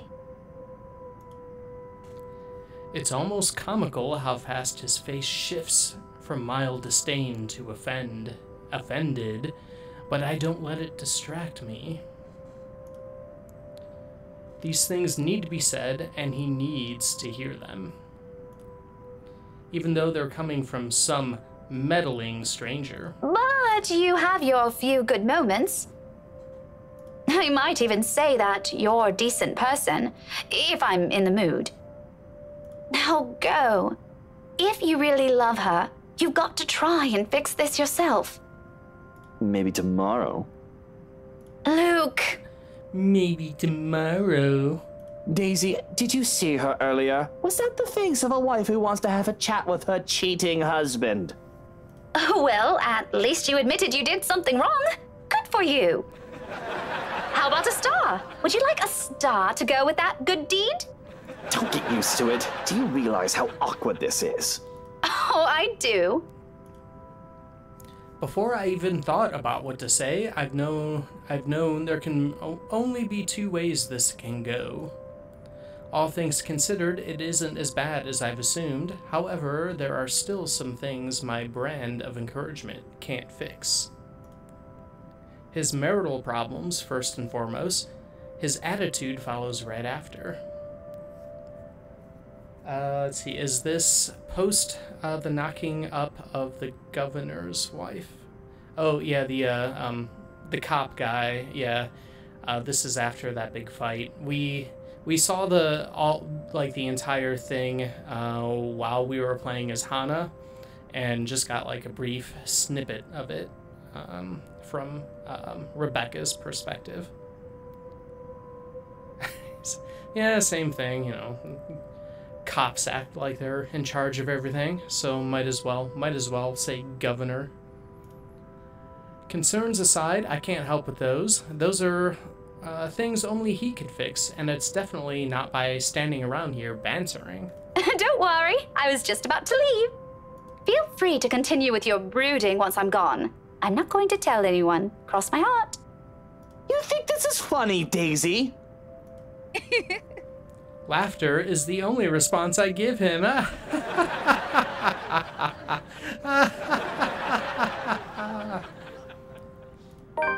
With a slight wave of my hand, I end it right there and walk away. Although I can't resist the urge to glance back before I leave, if only to have one last look at the man he really is. But the instant I turn my gaze on him, I see it. Looming, hovering over his shoulders, drawn to him like a moth to flame. Like the first time I've stepped inside this place in search of Isabella. He was there too, wasn't he? That man along with his wife and another person, Miss McCullough? And that shadow. No. A woman now.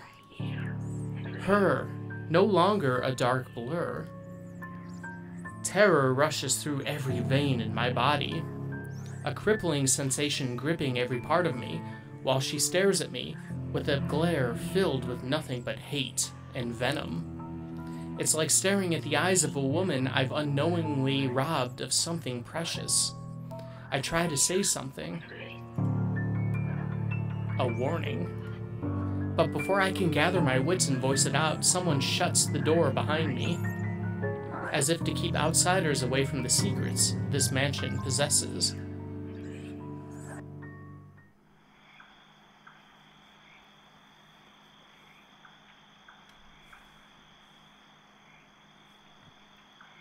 At least someone wants to cuddle Luke.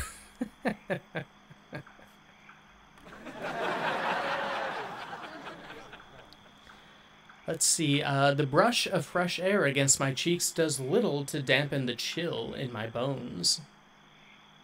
By now, the sensation, the fear and disquiet it leaves whenever I see her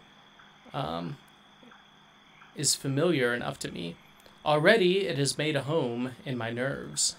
I don't even notice my trembling hands until I cross my arms across my chest. The cold from the tips of my fingers seeps through the thick material of my shirt. Neither of us, it helps bring together some semblance of a coherent thought in my head. But I know I should. Someone has to tell that douche. I start walking back before fear can cripple me again. It's not wise. Returning, that is, especially after what happened. But Hannah's still an old friend, and Luke?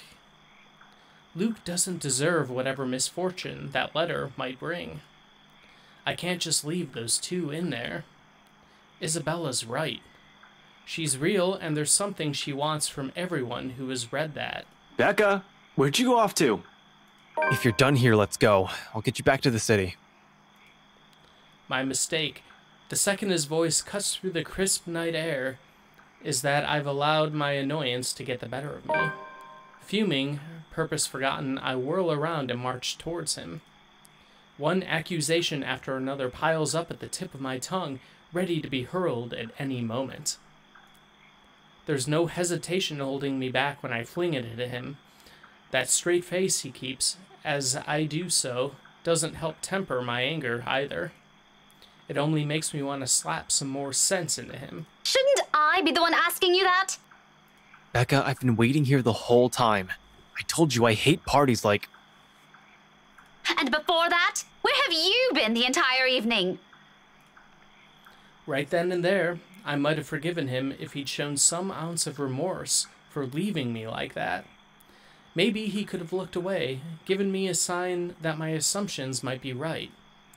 He doesn't even need to put them into words. A single gesture of confirmation is all I need. Rather, what I get is the same impassive look. He does that whenever he can't disclose anything. He does that whenever he's lying. In the face of it, amidst the thick tension, a frustrated huff is the only thing I can summon. Be that way. Fine. Suit yourself. No more words. After everything I've seen and heard tonight, I'm already too exhausted for those. So without speaking any further, I simply walk past him and stomp over to his car. Although before I can pull the door open, he calls out, one hand outstretched, a gentle weight on my shoulders. Wait, Becca. He pauses, his brows furrowing and lips curving into a slight frown. I can almost see the gears turning in his head, while he tries to piece together everything he wants to say. Before, perhaps, I might have waited patiently for those. He's not a man fond of using words to express himself. More often than not, any gesture of honesty will only come out blunt and coarse when forced. But today, for one reason or another, I simply can't summon that forbearance. Ashton, if you're just going to waste my time again... Becca, listen. I don't know how else... That much is obvious. Why don't you just take the whole bloody night? Go on. I can wait until next year. Better yet, why don't you just keep it all to yourself like you always do? It's not like... Why are any of these people friends? I want someone to tell me that. Why are any of them friends with each other? Kind of ridiculous. Rebecca, will you hear me out first? No, we won't. The silence I can offer him, but whether I'll believe what he's about to say is still up for debate. Yes, whilst he tries to piece together why we are pissed off at him. A very long debate. I honestly don't know how else to put this. I'm aware your parents have some kind of history with Hannah Wright, and somehow you're friends with her. But you should stay away from these people for now. Especially the husband. Who? Luke? His expression deepens into a scowl at my mention of the name, but whatever opinion he has, he doesn't immediately voice. Still, something about it has greatly displeased him, evident in the stiff note his tone assumes. Yeah, he's bad news. It's my turn to frown this time. What does he mean by that? Care to explain your reasons? I've not meant for it to sound as harsh as it does, but anger and frustration have never been a good match in me, particularly in nights like this. It's not surprising when Ashton jerks back, as if I've struck him. For a fleeting moment, something akin to hurt darts across his features, his eyes narrowing and hands closing in tightly into fist at his sides. Then swiftly, he glances away and shifts his focus on the line of trees nearby. Like an answer can be gleaned from the dark expanse. I'm really sorry, Becca. What is it for? For the party? The vague answers he continues to give? Does it include all those times from before, the year's worth of it? I don't doubt its sincerity. However, at the moment, the forgiveness he's asking isn't something I'm all too willing to hand, furious as I am. It's frankly a wonder how I can keep myself from raising my voice at him. We'll talk about this tomorrow. And you better have a proper answer for me by then. There's a brief hesitation before I step away, a short moment of wanting to say more, of waiting if he has anything to add. He's only silent, eyes still trained at a distance. It is the last glimpse I see of him before I climb inside his car. If the door slams closed with the same force as the anger I'm holding, its sound merely vanishes into the night, unnoticed. He follows soon after, and shortly we're on our way back to the city. Yet even with the city's bright lights welcoming us, the dense, somber air from the mansion still lingers. The moon is almost at its highest by the time we reach Salemwell. Even after our respective heads have cooled off, the atmosphere within the car remains rife with unspoken tension. This isn't a problem so easily fixed with a few handshakes. Quite frankly, I don't know what will. Ashton himself has no idea what to do when he alights and dawdles awkwardly in the middle of the car park, unsure. It's almost like he's having an internal debate whether he should say goodbye or mutter another apology. I could have driven him away purely out of spite the second I've gotten off. Still, old habits die hard. It's late and Ashton's flat is on the other side of the city. Irritation might still rear its head every time I look at him now, but I'm not too cruel to put him up on another long drive. Especially when he still appears as if he hasn't gotten any rest. You can borrow the couch. I throw the keys to my flat his way before a protest forms on his lips. Although he catches it with ease, he eyes it with a wary expression and shoots a puzzled glance my way. You haven't been forgiven. We're still going to have that talk, believe me. Have we played as Ash yet? Not yet. I believe he is next. I think his chapter is next. But I'm not about to send you out on another drive looking like that. It's late. Go get some rest. Yeah, I'm pretty sure Ash is next, and then the game ends with a Luke chapter. I'm vaguely remembering that. We're setting aside a lot of loose ends like this, but he appears to have accepted that reason, at least in the meantime. He does give me another questioning glance when I shove past him, pulling my mobile in the process. Where are you going? I thought... You go ahead upstairs. I need to contact Professor Andrew. Andrew? Why would you... Oh, no. Please. Is this that thing Isabella said this morning? Again? I already gave her my word, Becca. I'll look into this BRC crap. No need to drag the old guy into it. Of course. He's still skeptical. It makes me wonder if he's even seen anything at all. Figures this curse will stay away from the scoffer.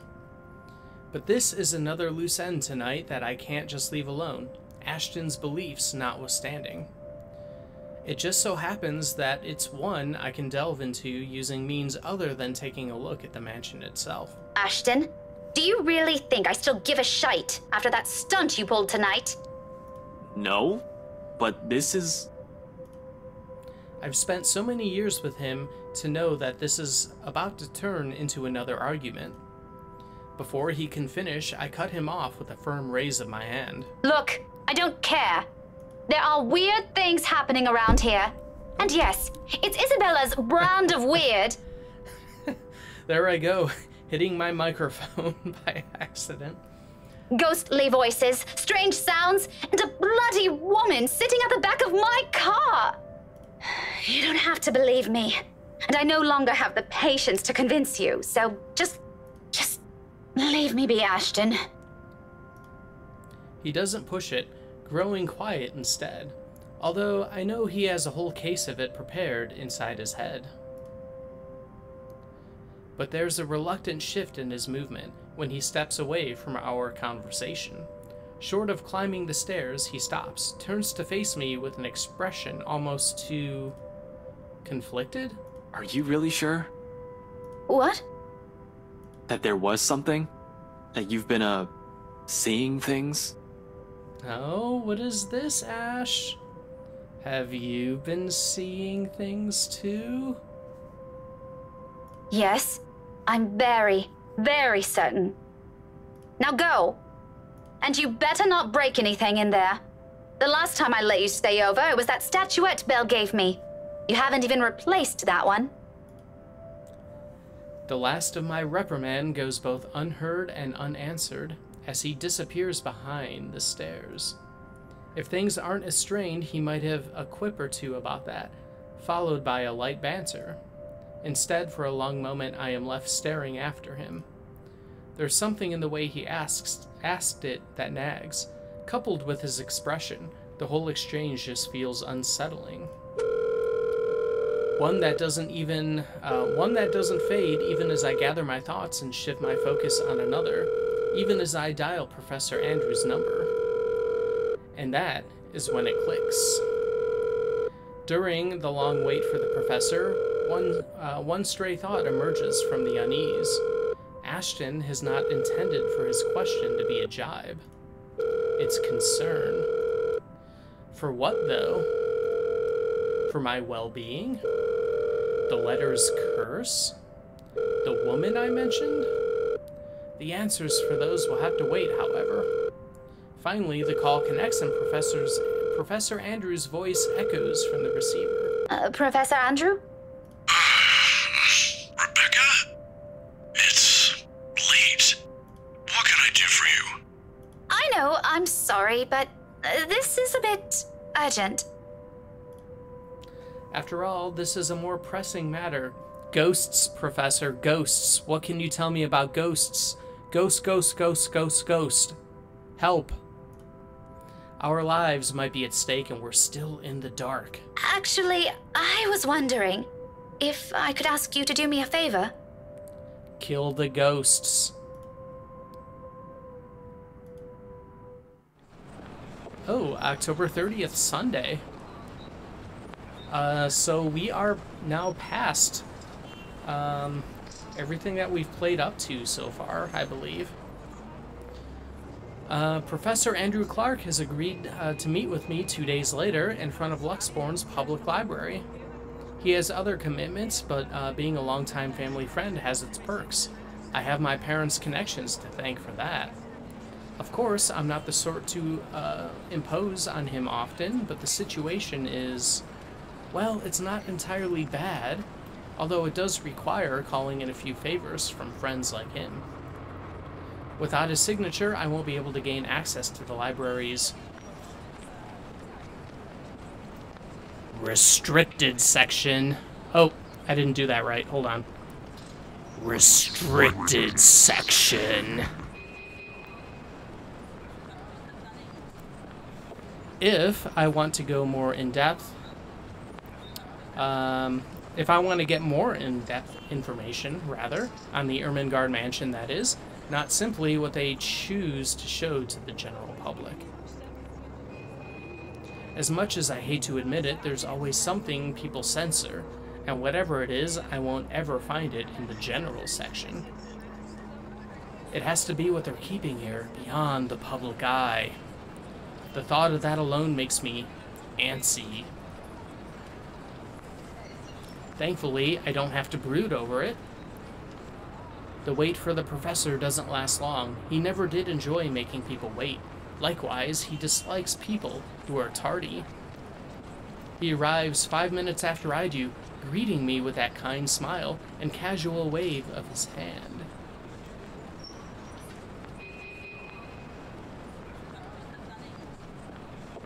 I like how you still change your own voice even though the sound effects... Yeah. I see you still have to do the voice. I can't help myself. I haven't seen him in so long, but it appears he hasn't changed much. His familiar presence alone is enough for a fond smile to spread across my face. Professor Andrew. Rebecca, didn't I say long ago you can drop the professor? You know I can't possibly do that. Even if I can, it feels disrespectful to call you by your name alone. Yeah, why don't you shut the up, Teach? Both you and Ashton never listen to this old man. Kids these days.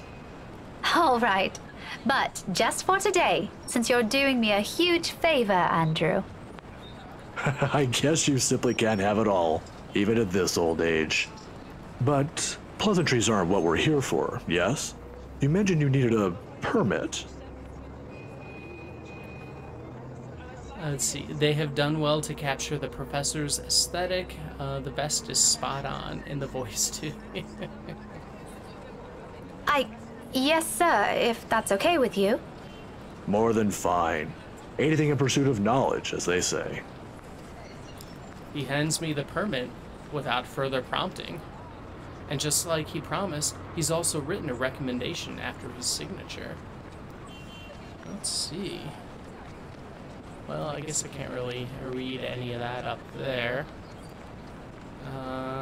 Yep, visitor's signature. We got a Professor of Psychology and Ethnography, University of Luxembourg, old Professor Andrew Clark, PhD. Oh, why don't we call him Doctor? A doctor.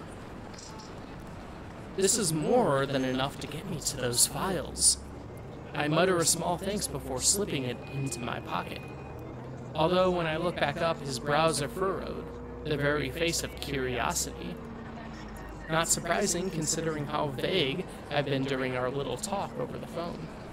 Right then and there, I've decided to tell him if he ever asks. Maybe not all of it, but stuff he needs to know. Ghosts. Ghost lady, ghost lady, ghost lady, run away, ghost. It's the least I can do to thank him. As expected, true to his inquisitive nature, he asks, If you don't mind, though, I know you've always been an eager learner, but may I know what in the restricted section that piqued your curiosity? It's the God Mansion, sir. He's quick to raise an eyebrow at that, and for a while I fear he'll take the slip of paper back. Is there something in what I said? The ones they have out in the general isn't enough? I'm, hoping for a more in-depth read, sir. More about the history and the people who once lived there. The general section doesn't have anything much on that. Oh, I see. Well, you certainly aren't the first one to be enamored with that place. It doesn't shock me. The architecture is admirable, and the urban legends are something to talk about. Why, just this past week, I've got a few asking me about that. Imagine that. Imagine that.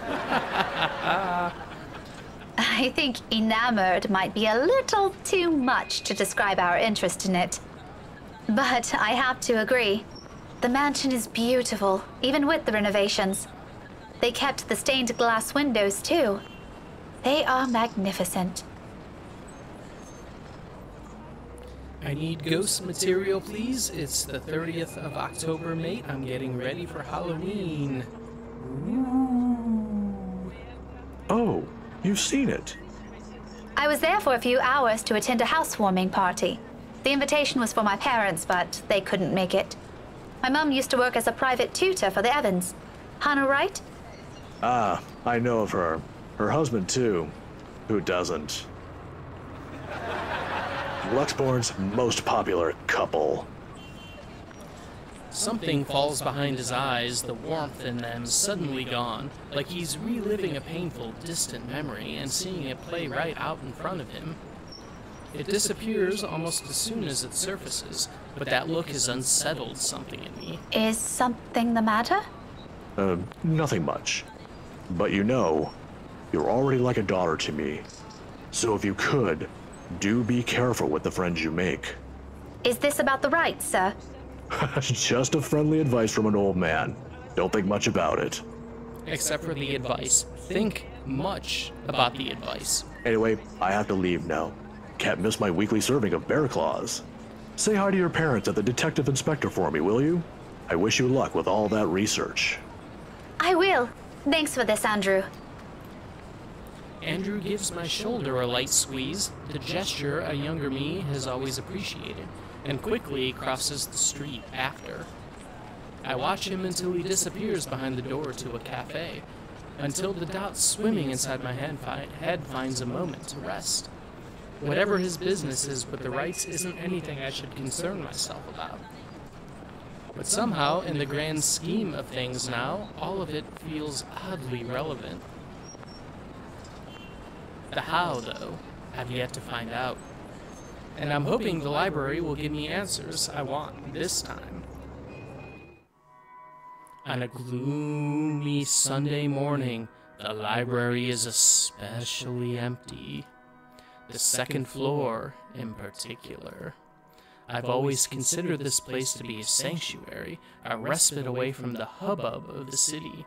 As a child, I grew up reading books here, spending hours here to no end, poring over the pages, living out fantasies in my head until my parents called me home.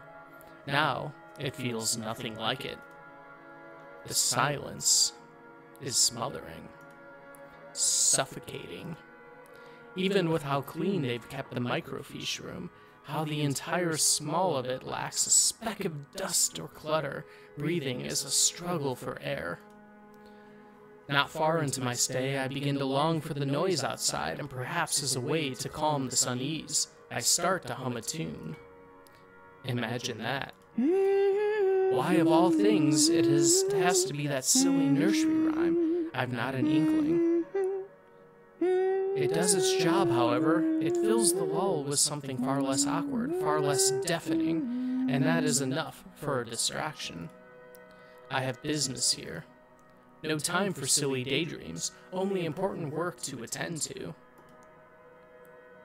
Even if there's a possibility of it being fruitless, by some means it feels like I have to do it.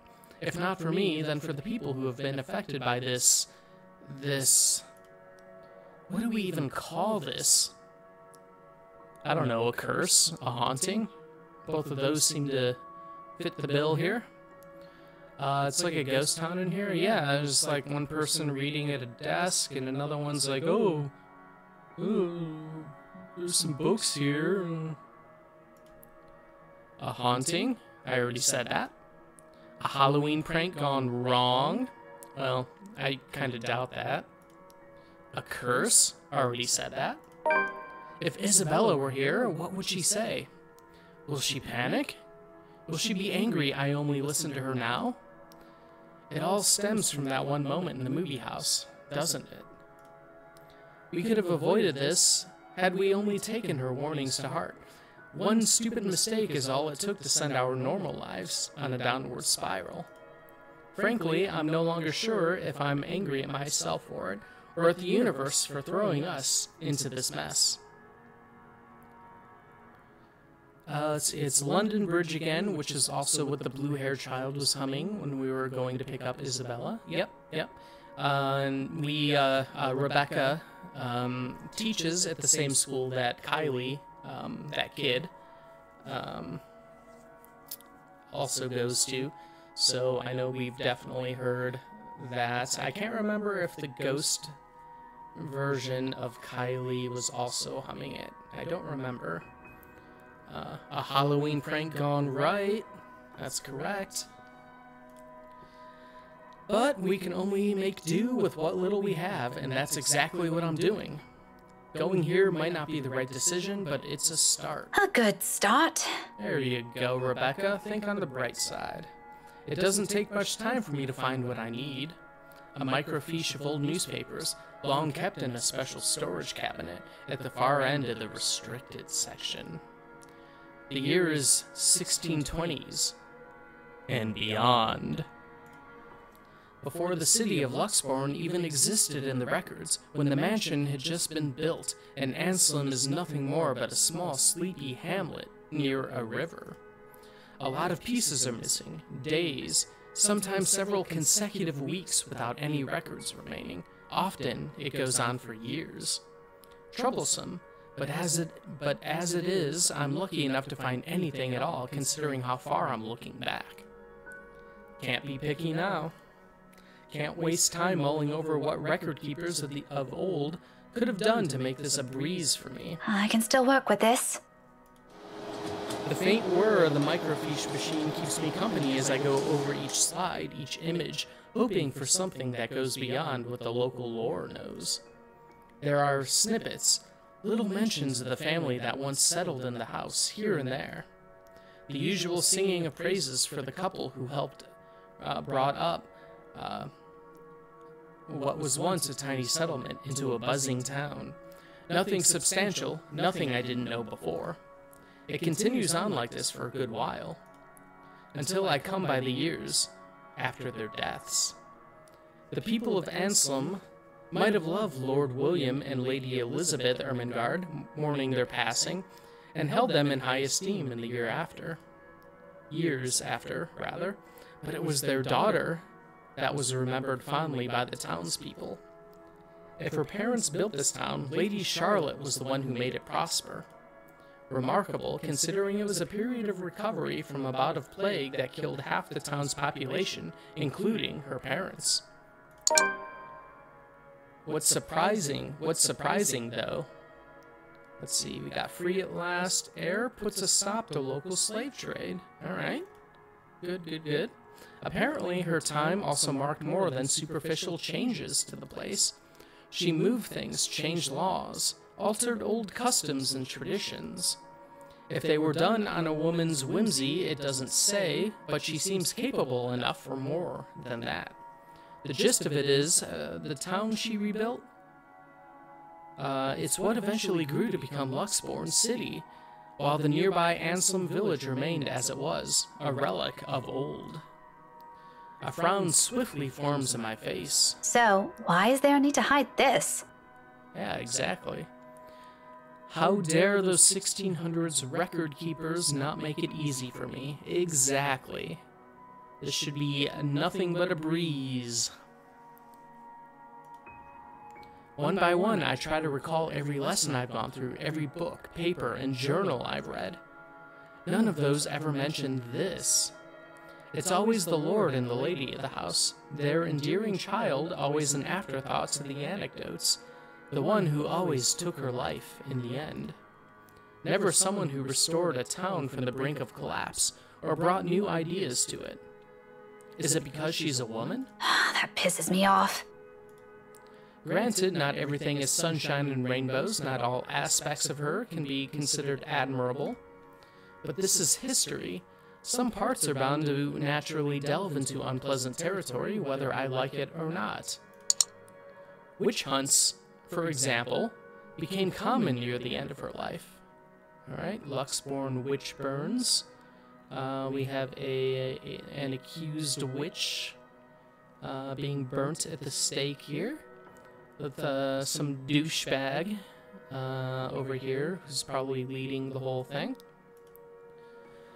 Which would have been completely unremarkable and might have gone to become a mere footnote in history if it didn't involve Lady Charlotte and the very slave she saved. It caused quite a stir, enough to leave almost a week's worth of clippings. The girl was eventually burned, condemned by an entire town, at the word of Lady Charlotte alone. But this doesn't really have anything to do with this curse, does it? Unless that woman following us and the slave are the same person. A tale of revenge? How cliché. However, with the lack of accurate photographs, it's impossible to tell. Maybe if I squint, the illustration would start resembling her. But in my field, it doesn't work that way. It shouldn't work that way. I'll be the laughingstock of the community. This isn't going anywhere. Mentally exhausted, I take a careful step away from the machine, or the screen, not the machine, pressing a palm to my tired eyes. This guy back here still hasn't made a book decision yet. He's like someone I run into at the grocery store every time I go to the grocery store. Standing right in front of where I need to get to pick something up, just staring at items on the shelves for like 5 minutes at a time, just staring, being in the way. The lack of ample light in this area doesn't help. A headache already threatens to form at the back of my head, yet I'm nowhere near figuring things out. This is simply too much to take in all at once. Did Lady Charlotte have her slave burnt at the stake? Doesn't sound like it. It sounds like a different lady was burnt at the stake. By Lady Charlotte? Did I read that right? Can I... yes, for once the backlog actually... I can actually use it.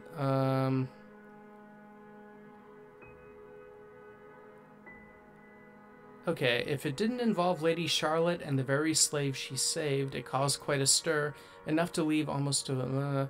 the girl was eventually burned, condemned by an entire town at the word of Lady Charlotte alone. So the girl is the slave. Okay, the girl burned was a slave, burned by Lady Charlotte, who stopped slavery. So I guess the freed slave girl was burned as a witch by Lady Charlotte. Huh. I got a bit lost. Yeah, me too.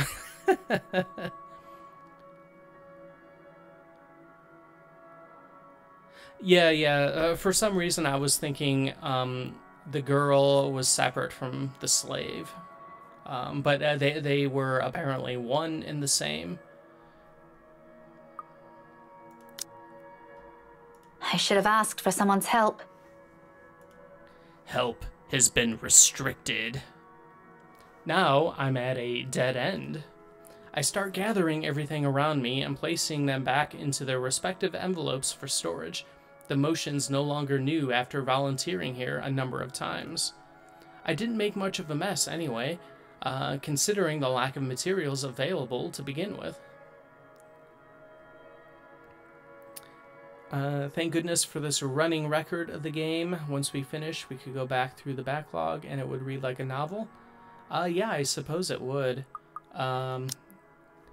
This game is pretty replayable. There's a bunch of different paths you can take, like all those little decisions, like the choose your own adventure decisions will lead to different things, as well as all of these playable characters can die.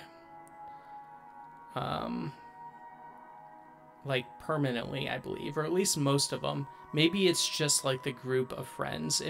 It might, because, yeah, it might just be the group of friends, depending on, like, the decisions that you make. And, yeah, so I think there's, like, a bunch of different endings to this, too. I'll have to look somewhere else. The where remains unknown, though. But just as I'm about to slip the last of the slides in, something catches my attention. My hand pauses, the microfiche halfway through its protective sleeve. This is one of the few I've set aside without taking a careful look at it. It seems like a gossip column at first, but upon closer look... I slide it back into the reader, gently turning the dials in search of the page.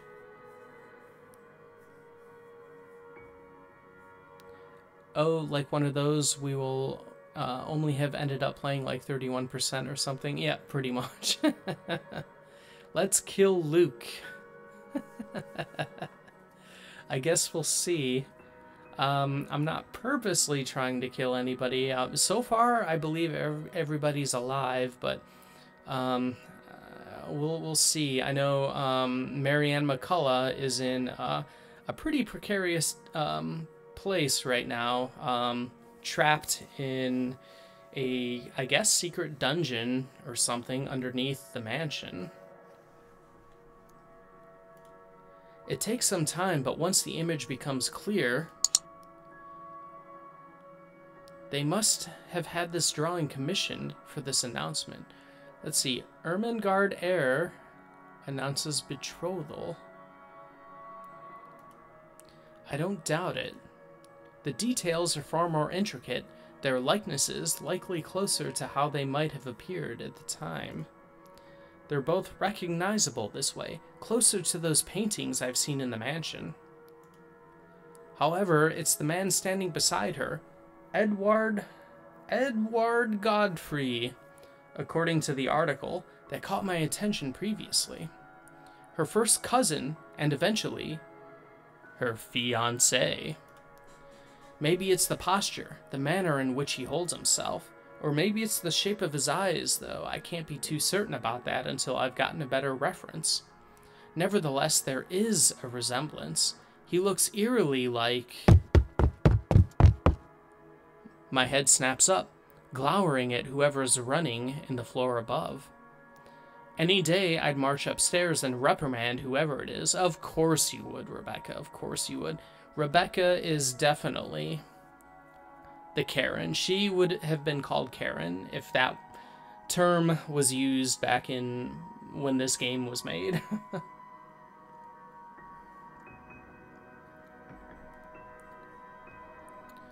Let's see, as we know, I tried to purposely kill one person in Until Dawn, and they were one of the 2 survivors, so it's never as easy as you want it to be. That is true, that is true. And then you'll get like a choice where it's like, oh, if I do this, I'll be able to survive, because it seems like the survivable choice, but then, nope, like, you know, someone's gun goes off accidentally and then you die or something, you know. You never know. This is a library, for heaven's sake. But now isn't the time. I've gotten what I need. Without wasting another minute, I hit the machine's print button for a copy of the page, while my other hand moves to put everything back into storage. A ragged exhale slips for me. Relief, perhaps? Or maybe this is already exhaustion. Regardless, soon I'm closing my eyes as I wait for the printer to finish, if only to stave off a headache building up from everything. Sometime, I've even began humming the same song again, for comfort. Rebecca is the queen of reprimands. Yes, she is. Very much so. That's all she does. Despite my doubts about this, despite all the tension in my shoulders, this may be a small find, but at least I can start somewhere. I don't know, we got a black screen here, so it might be a good time to save. It's been a while. Anyways, we can start somewhere. There's a way out of this. I know it. The printer sputters to a halt. However, its sound isn't what makes me snap my eyes open. A feeling, a chilly brush of air behind my back. Brief enough for something sickening to suddenly lodge itself in my throat while I take in my surroundings. It's that suffocating sensation again. Yes, as we cross over to the Silent Hill otherworld, or at least this game's version of it, creeping to every part of me, crawling under my skin, draining me little by little of any strength. From that day in the mansion, from that brief moment at the school, without delay, I grab the papers and make a quick beeline for the door. My whole body freezes.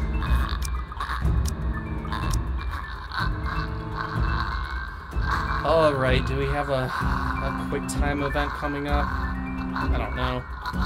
London Bridge, the ultimate comfort song. A very comfy song. So this is why, see, Ghost Lady's, she enjoyed the song. She's just relaxing up on the ceiling. Nothing wrong with that. I mean, she's been busy. She needs to relax. What are you doing, Miss Pink?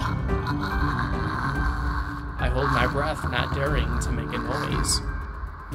For a little while, only the sound of papers crumbling under my grasp fills the room, the excitement from earlier gone instantly, replaced by a cold, seeping dread spreading throughout my limbs.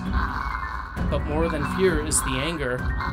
It pains me to hear her using her own student's voice, or her student's voice, the ghost student. It pains me to hear her using my own student's voice against me, and more than once I believed it was really her. She has no right. Why don't you play with me? Although she hasn't made a move, if there isn't a wall behind me, I'll probably take a step back. Anything to put a distance between us, no matter how small, as long as I'm out of her reach. But I steel myself, because if I do fall back, turn away from her, I'll be left with no way out. I am not dying here. You think you scam me? Miss Pink, don't be so rude. I'm waiting. I'm not afraid of you, you spook! This is one Scotswoman. You aren't getting into an early grave without a fight!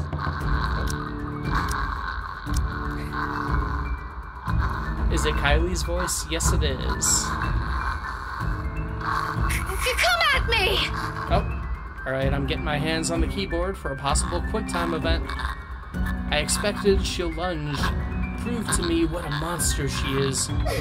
Instead, all she gives me is a smile, twisted and gnarled. It's as if time has crawled to a stop at the sight of it. A split-second decision, and before I know it, my body shifts. Eyes closing in anticipation, hand grabbing whatever's solid enough on the nearby table and hurling it at her. I don't bother looking if whatever I threw hit its mark. I run, as fast as my legs can carry me, despite my heart threatening to burst out of my chest. But in this maze of bookshelves, with the whole place almost void of people, is there even a place safe enough I can escape to? Alright, so we had the option to head for the door, or to head upstairs.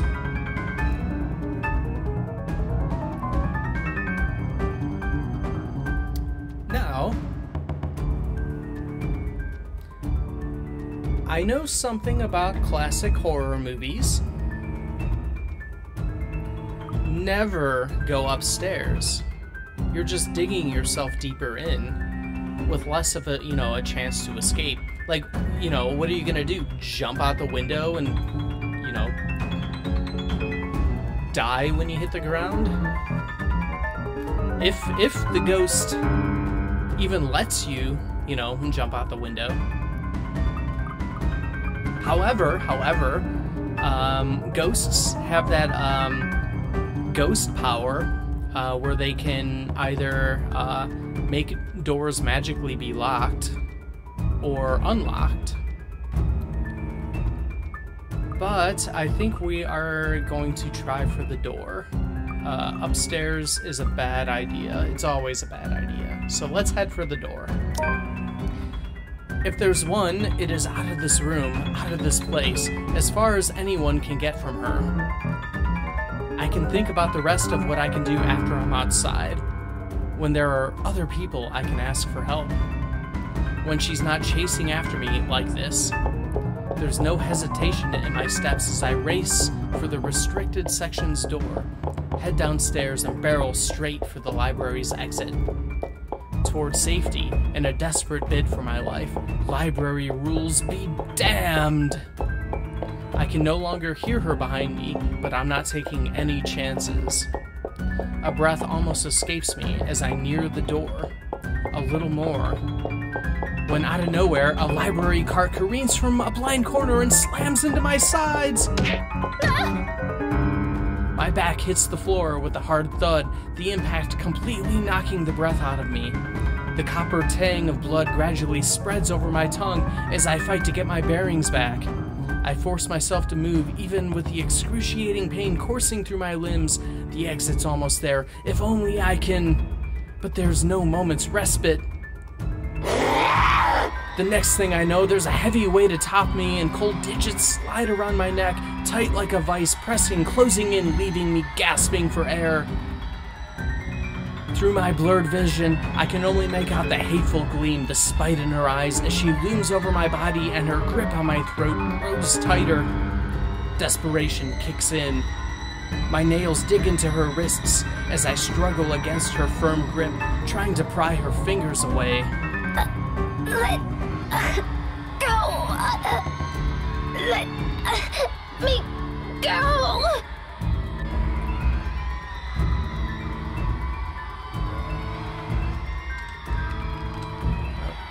Oh, we're gonna die here. I don't remember how to do that. Yeah. Let me,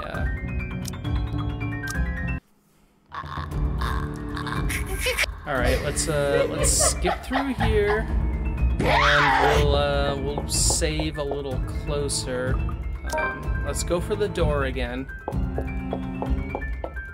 I'm not sure what I was supposed to hit for that QTE. Let's see. Blah, blah, blah, blah, blah.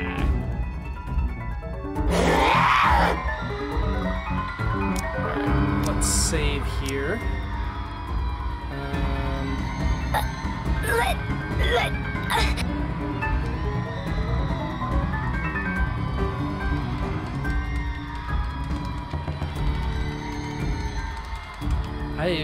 Okay. I have no idea what I'm supposed to hit there. Oh, is it like the arrow keys, actually? That might be it.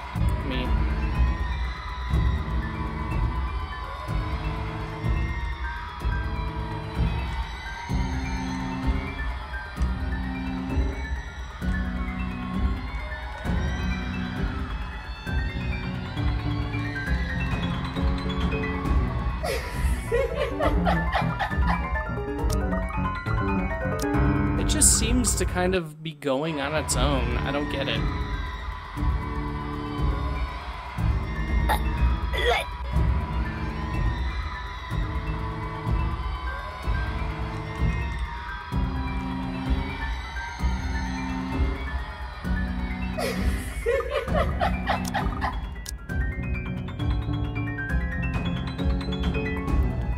I'm thinking of when Homer gets fat and calls that number and it says to mash the keypad once.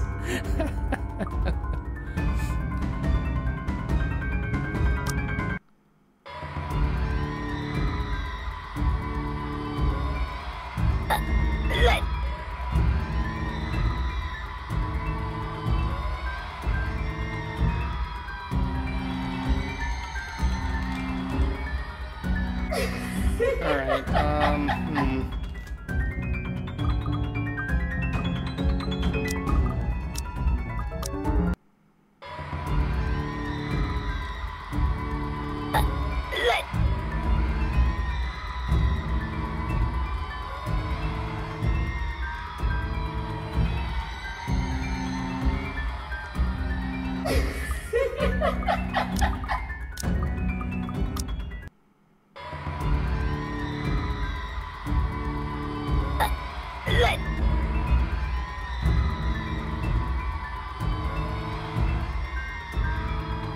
oh, okay, oh, okay, yeah, I see the moving the mouse thing. I was too busy not... There we go, there we go. It was all happening and I wasn't reading the words on the screen. Alright. Alright, I guess I can't be technically too mad at the game because I was not reading the instructions.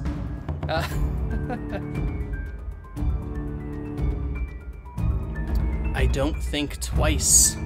I don't read instructions. I don't have time. My limbs are moving on their own before what I did could fully register in my brain and my lungs could recover. Behind me, she lets out a cry, sharp, loud, and thunderous against the empty walls of the library. But the fear her wails bring compares nothing to the relief washing over me when I finally make it out. My knees buckle as soon as my feet hits the pavement, its surface cold and hard against my skin. I've only been in there for a few hours, about 1 or 2 probably. I don't know anymore, it feels like an eternity, all the same. My breathing hasn't slowed down yet, and I don't expect it to after going through that. I probably look like the most undignified creature on a Sunday morning right now, out of breath, disheveled, slumped here like a bloody, with a bloodied lip and all, not like a bloodied lip. But at present, I simply can't bring myself to care, even when a few passers-by start giving me strange looks. Stare at me all you want. I don't give a single shite. I'm alive. I'm safe. This isn't the end yet, but I'm safe.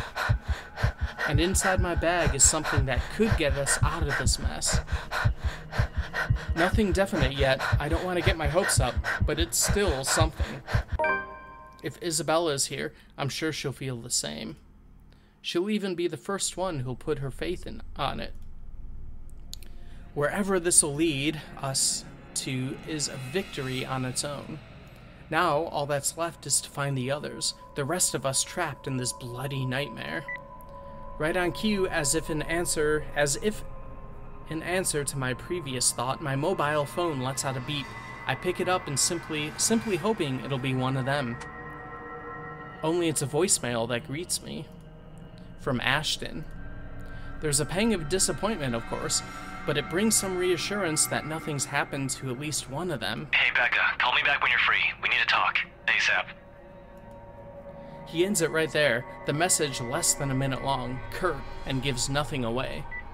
I let it ease my worries, regardless, and do as he asks. Because this, too, is another triumph for us. One less thing to worry about.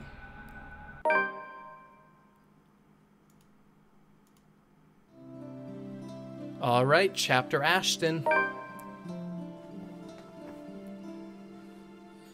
Yeah, parties have never really been my thing. No, I'm not gonna do a voice. I don't even know what that voice was. I can't do an Ashton voice. I don't know what I was trying to go with there. Alright, I'm ending stream and I'm deleting this video just for doing that, whatever that voice was.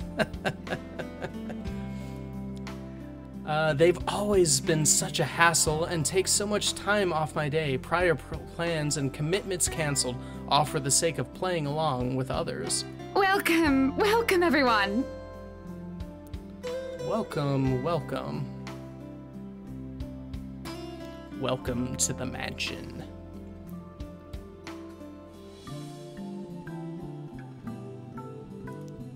I hated them even as a child. Please, make yourselves at home. But Mom often insisted she'd slick my hair back, put me in one of those stuffy dinner jackets, and if there were any children around, urge me to make friends. Never mind how utterly loud or tedious it was all for the sake of keeping up appearances.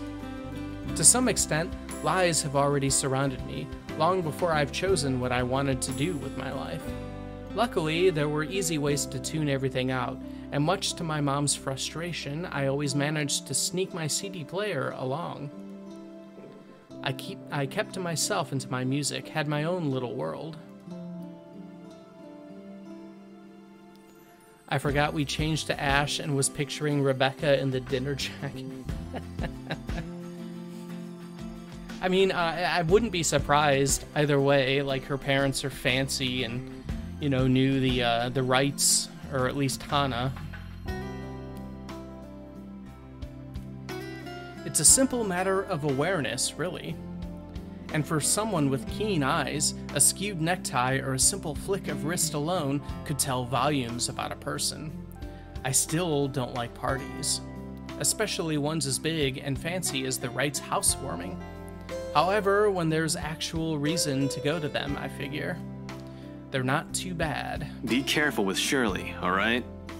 Okay, so we're back on the 28th. I guess we haven't gone back all the way. Besides, like it or not, it's all a part of the job. I'm here on a mission. One that has the name Luke Wright plastered all over it. You'd think the man would want to remain inconspicuous after his name was linked to several high-profile crimes across Luxborn. Granted, most of it has gone cold over the years, having stagnated without any lead or evidence, but that still doesn't make him any less suspect. Yet, here he is throwing a party in his own backyard. Although, having observed the man this past year, I'm not even shocked. He craves it, the damn spotlight, constantly yearns for attention like a neglected puppy. It doesn't take a genius to figure out why he's nowhere to be found at his own party. But that's not the problem here. What pisses me off is how far his reach extends, how close he has creeped into the lives of the people I care about. Let's see, Ash has a chip on his shoulder because of his privilege. You know what? I've already started to warm up to Ash a little bit after playing as Rebecca, because Rebecca is a real jerk throughout her chapter. I mean, earlier on, like, her internal stuff about Isabella was awful, and I like Isabella. Isabella's a good person and character. Well, I guess I could just say character. She's not actually a real person, but you know what I mean. You know what I mean. Again, like a stubborn itch you couldn't be rid of. First, Professor Clark. Then, there's Isabella. I also spotted Z-Man here a while ago, and now there's also Rebecca. Apparently. Ashton? Becca, what are you doing here? I was invited. Really? I had no idea you were friends with the host. Yeah, jumps down his throat relentlessly. Yeah, and you know, not in a fun way, you know, like Isabella and Ash's whole deal. Like, Rebecca is just kind of mean to a lot of people. Like how, like in the library when she heard someone running upstairs and how she wanted to go up there and just beat them. That explains things and makes things difficult all the same. As if getting a contact among the staff to sneak a name into the guest list isn't hard enough.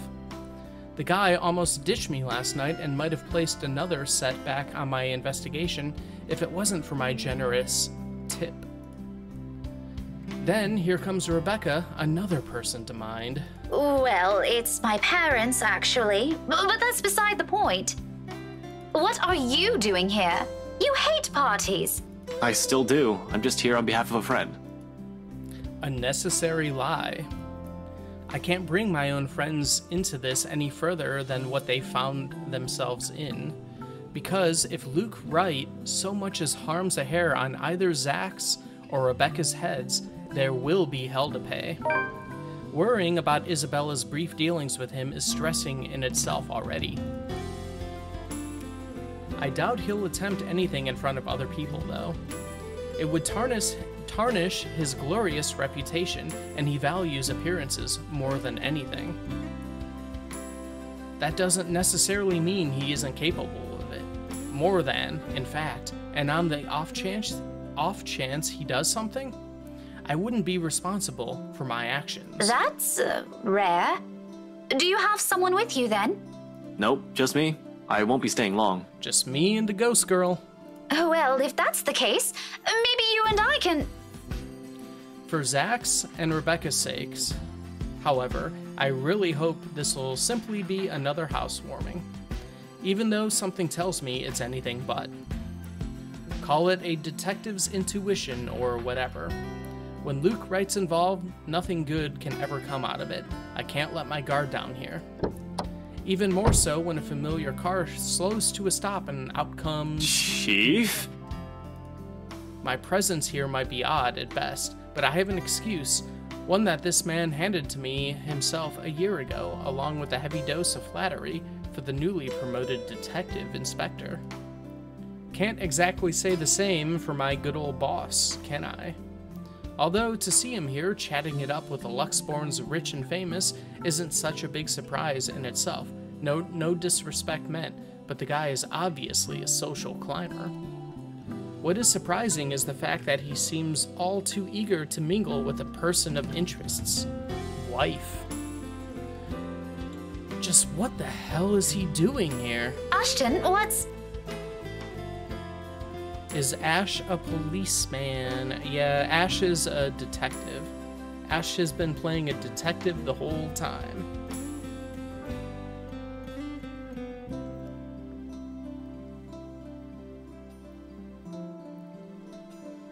Was that the chief of police? Yes, it was. The chief of police is into Hana, and the chief of police's wife is accusing Luke of fathering the pregnancy that she has. What a mess. What a mess. Sorry, Becca. I need to...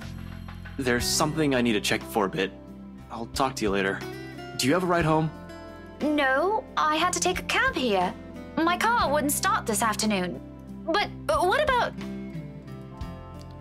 What the shit is going on here? I told you to get that old thing checked before, didn't I?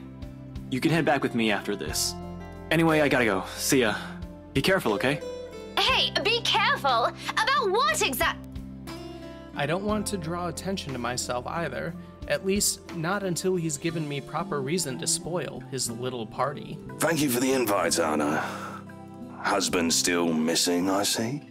I should be saying the same of your darling Rochelle, Lee. Detective Inspector still creepy, I see. The doctors again? For now, the best I can do is wait and remain inconspicuous, especially with the chief here, whose motives are dubious at best. If it means having to pretend I don't know Zach and Rebecca, or forcing myself to rub elbows with people I barely know, let alone like, then so be it. I can't involve anyone. Wandering is out of the question as well, when there are guards in civvies stationed here and there. Sure, getting past them is something I could do with ease, but I'd rather not right now, when I'm one of the few snooping and roaming about. It'd be best to try and do so once there's a crowd of people. And if their interior designers' drunken claims are to be believed... Yes, well, what about Luke? Should we file a missing persons report now, or do you want to wait 24 hours?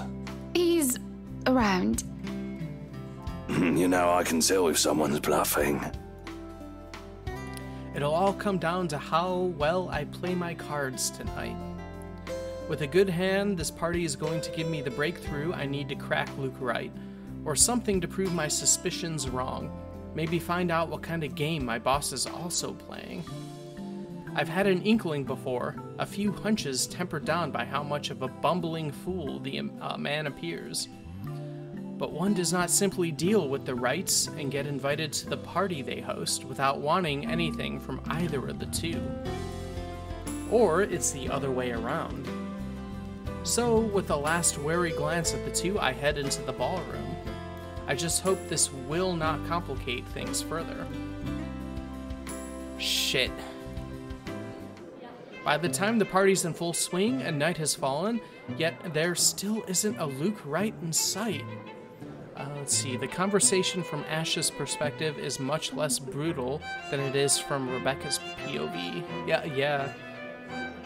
I do like that about this game. Always interesting to get the internal dialogue. And as a brief little teaser for when I eventually get around to streaming Disco Elysium, just wait for internal dialogue. So much of it is internal dialogue in various aspects of the main character's brain. Kind of fighting over each other to get a word in, depending on what we level up. It's so good. I love it. But I have to force myself to play some other stuff, some shorter games before I get into that one, because that one's long. And this is also a longer game. Even though we are making our way towards the end, obviously. You know, starting up right at, you know, the housewarming party. So we're getting through it. The man can be quite ostentatious, but this, frankly, I'm impressed. I don't even know how many hors d'oeuvres I've already stuffed my face with. Oh, look what we have. We got a glass of wine. We have some deviled eggs. I know what those are. Those are pretty good. I rarely have a deviled egg, but when I do, I gotta pop like 50 of them in to make up for the rest of the year, I guess. I'm not sure what this is or what this big cakey kind of thing is.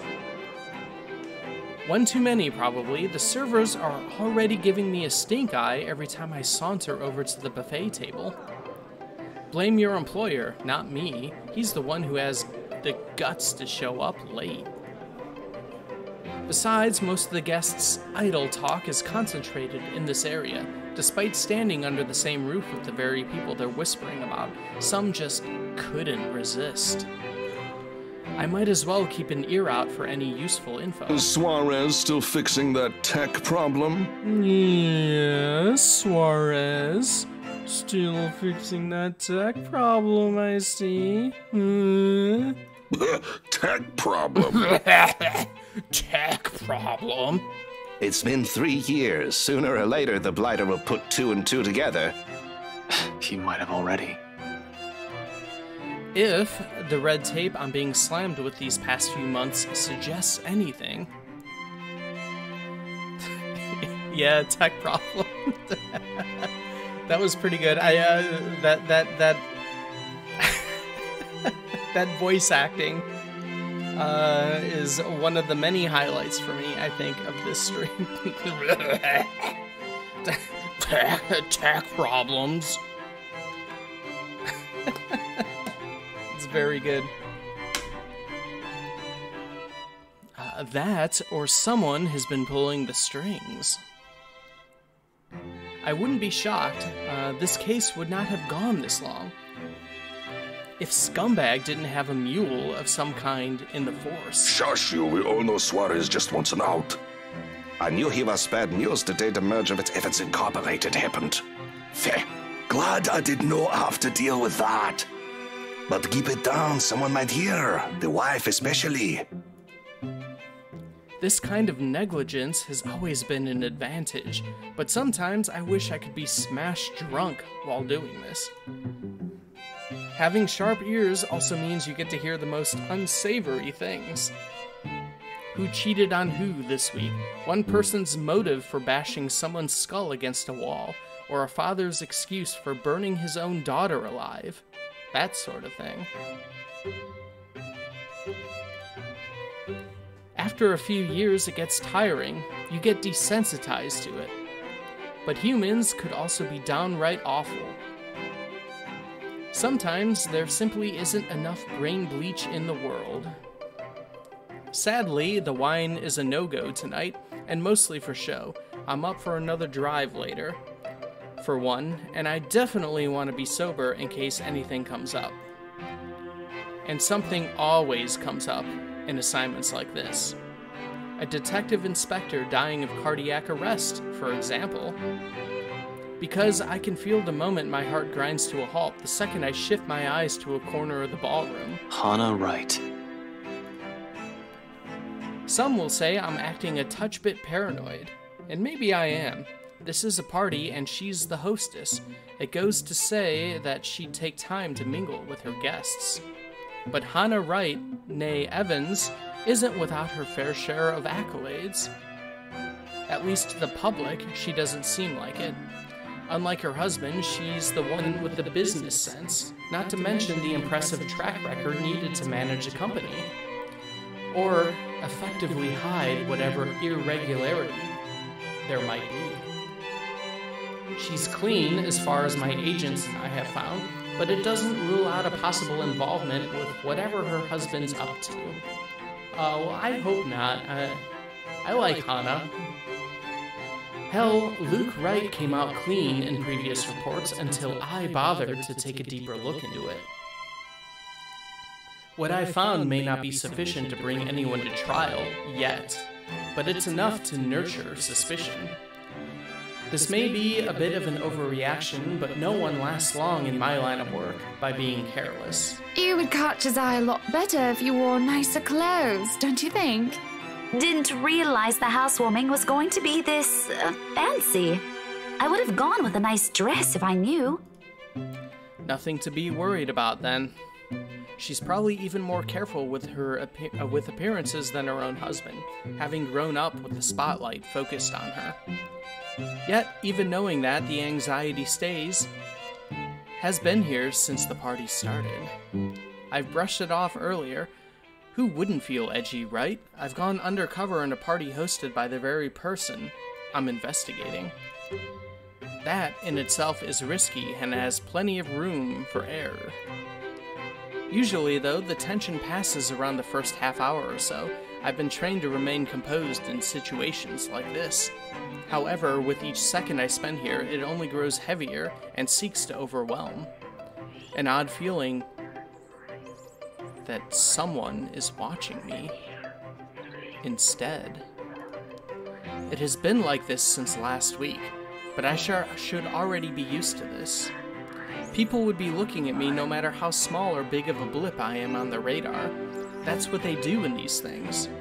But when the feeling of eyes burning into my back lingers longer than necessary, I've been looking around every now and then to catch the culprit. No luck. And despite my efforts to push the sensation as far down as I could, tiny pinpricks continue to sting the back of my head, and the ghost of a cold touch creeps up my limbs, until my gaze switches back to Rebecca and Hana Wright.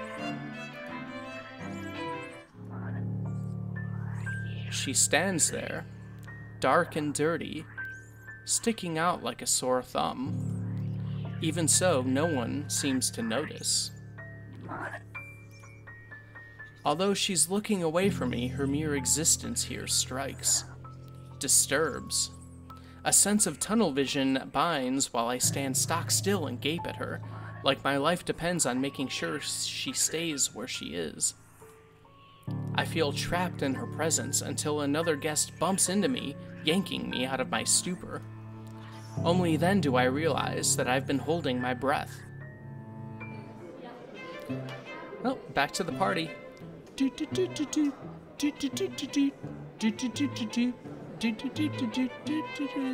However the rest of the song goes. Before I could figure out what happened, she's gone. A quick scan of the room yields no sign of her. The party continues as if nothing's amiss.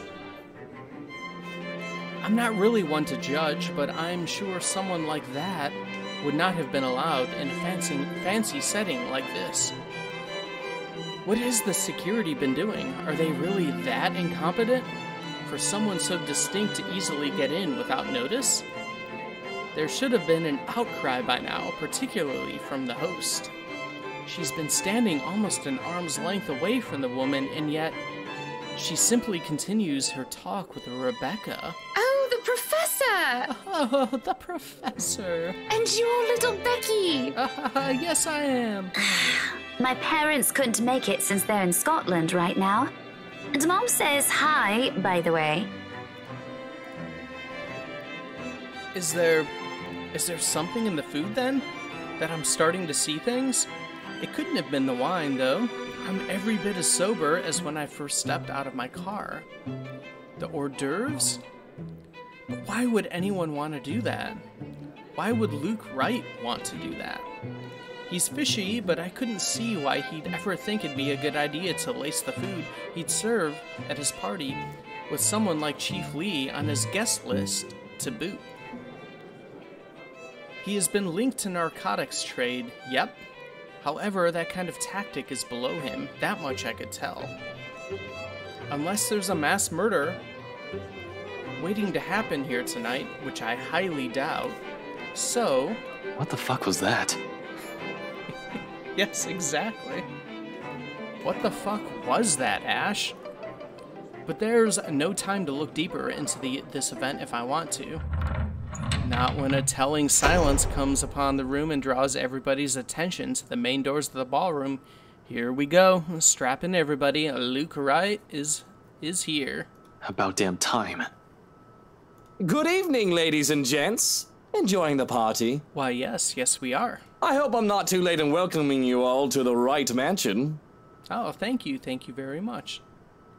I've been tailing this guy for a while now. Before that, I heard stories from previous officers who tackled this case, none of which were pleasant.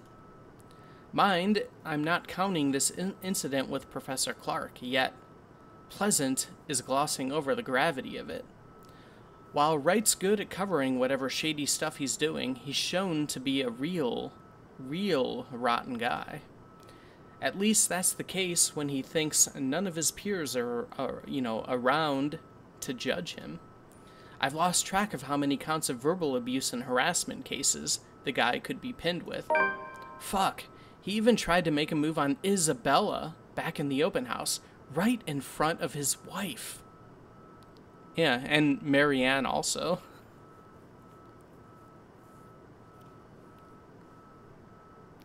Standing in the same room as him doesn't make me want to punch him any less. Actually, the urge is stronger, but protocols. Fuck your protocols. How about some punch protocols?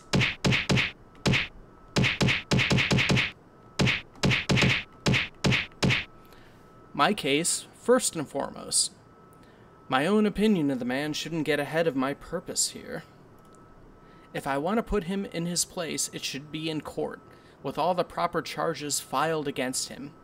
And I'll only be able to do that once I gather enough evidence to pin this bastard down. Welcome, one and all, to our humble abode. Oh, thank you. Tonight, if you have yet to find yourself in your roles, you are our ladies and lords of the court of your king and queen.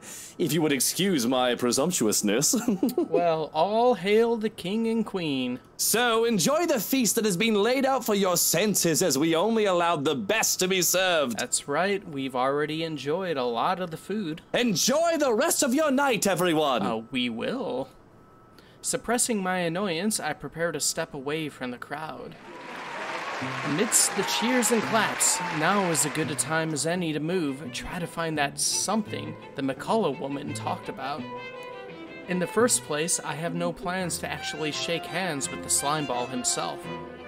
A fake smile is plastered on my face while I pretend to listen to one of the other guests gossiping about him, all while slowly inching out of the ballroom. Unfortunately, before I could get any further... Are you feeling ill, Rochelle? Yeah, of this whole thing. Get another shortened version of this, I'm assuming. Perhaps you need to sit down and... Rich people only have two ways to resolve their mess. Either they quietly deal with it behind closed doors, or they create an even greater problem out of it, and it just blows up in everybody's faces, one way or another. Fun. No! Shut it, you monster! I ain't talking to you! I'm talking to this scumbag over here! You bloody bastard standing there with your smarmy smile! Not even a few seconds in, and this is already proving itself to be a big public spectacle. Why spend money on a television to buy daytime soap operas? You could just go to one of these parties and see the action unfold in real time. You get free food, too. Really, if I were an actual guest, I'd just take this as some sordid form of amusement. Watch your tongue! You're on thin ice, Rochelle. Where's your husband? Who even invited you? But I'm not a guest who's here for a good time. I need to focus on him, even through this whole sorry tale. So I wait, I listen, I observe. Interesting, isn't it, though? That's the chief inspector's wife. Alright, October 29th, Saturday. The morning after starts off quiet. Even the whole of Salemwell residences seem unusually still. The open hallway when I step out is devoid of tenants. No sounds coming from the other units either. It's almost as if something's brewing on the horizon. A peaceful night's sleep still does wonders for the mood, though. I can't even remember the last time I've slept without anything urgent interrupting. It's a nice break from all the bad news lately. If it wasn't for the insistent buzzing in my pocket waking me up, I'd sleep in. The ringing has stopped before I could move somewhere private, but sleep has always been effectively kicked out of my system by then. Pity I could use a little more rest until I face the other storm.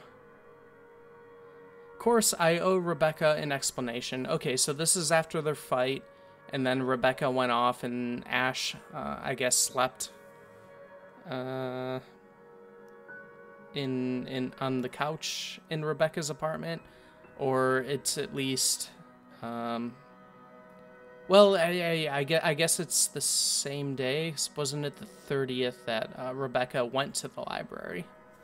So, although I haven't really figured out how to go about this yet. Unlike Zach and Isabella, who don't usually ask questions and are content with what little I could share, Rebecca's rather quick on the trigger. It will have to be set aside for later, though. Sup, I'm Ash from Deluxe City. Baggers, watch out, can't beat me. Looking for trouble? Better not lie. I'm a cool dude. Pretty fly for an Asian guy. Oh my god. Sup, I'm Ash from Deluxe City. Baggers, watch out. The chief's name stares back at me, almost as if it's mocking me. I'm a cool dude. Sad. Fly for an Asian guy. It would have been nice to just chill after last night, or maybe half listen to the news. Sure. It's the same thing we've been hearing lately. Still beats standing outside in the chilly Luxborn morning on the phone with my boss. Sighing, I answer it, if only to get this over with. Frey, where are you right now? Now that's a tone I didn't expect from him at this hour. Just thinking how this'll go already gives me a headache. Immediately, I reach up and pinch the bridge of my nose to stave it off. This is why I won't ever drink myself senseless. What was that? Nothing, Chief. A pleasant morning to you, too. He's probably calling to rag on me or complain about his wife, which is really none of my business unless it affects my case. It seems like the usual rich man cheats on wife deal. Although I would have followed up on it if it were someone else's wife. But figuring it's the chief's, hey, I trust him to come clean if the missus is related to the right shady dealings. This is why I left before they even hauled the woman out last night. I'm not going to go around investigating cheating husbands and wives when it's probably just that. Chief appears to have a different idea in mind, though. There's nothing pleasant in the morning. Yeah, that's true. Anyway, where are you? I told you millions of times before to keep your lines open. He did, and not only him. Zach, Rebecca, Isabella, all of them had said the same thing numerous times in the past. But I was undercover last night. A phone call is the last thing I want to happen when there are other things I need to focus on at the time. Besides, we have radios and work-issued phones. Why isn't he using those channels? If this is urgent. Just woke up, sir. As awesome as it is to hear your voice this morning, it really is early. If you could give me a few minutes just to wake myself up, that'd be swell. No need for that. This won't take long. Is something wrong? Am I needed at the precinct ASAP? Oh no, everything's good over there. Just... Look, kid. Frey. Don't take this personally, alright? You're off the Luxborn firm case. Starting today. Ooh. Well, I did not expect to hear that either. This must be some kind of cosmic joke. I allow some awkward seconds to pass. Chief must be pulling another one of his awful pranks. Out of his bad mood or severe hangover, maybe. Everyone knows that when given the chance, he exercises no control with his drinking. If it wasn't for his wife causing a stir, he'd probably be trashed an hour in at the party. He likely drank more after they threw her out of the ballroom. Besides, his sense of humor has never been good. It's just infuriating most of the time. But when he doesn't follow it up, if I sound a tiny bit frustrating speaking to my superior, I'm not the one to blame. Wait, no. What? Are you kidding, Chief? Is this one of your practical jokes again? The temps won't say anything about it, but It's not that. They're orders from the higher-ups. Ah, the higher-ups. Yes, my favorite word. Since when did the higher-ups ever care about what the criminal investigation department did? As far as I could tell, they don't give a hoot if CID is filled with cold cases, as long as we keep the spending low. When I need to view those old case files, though, they're locked away in the archives. You're gonna have to check with the higher-ups. I need access to these reports, see if the higher-ups would allow it. Every step, every move.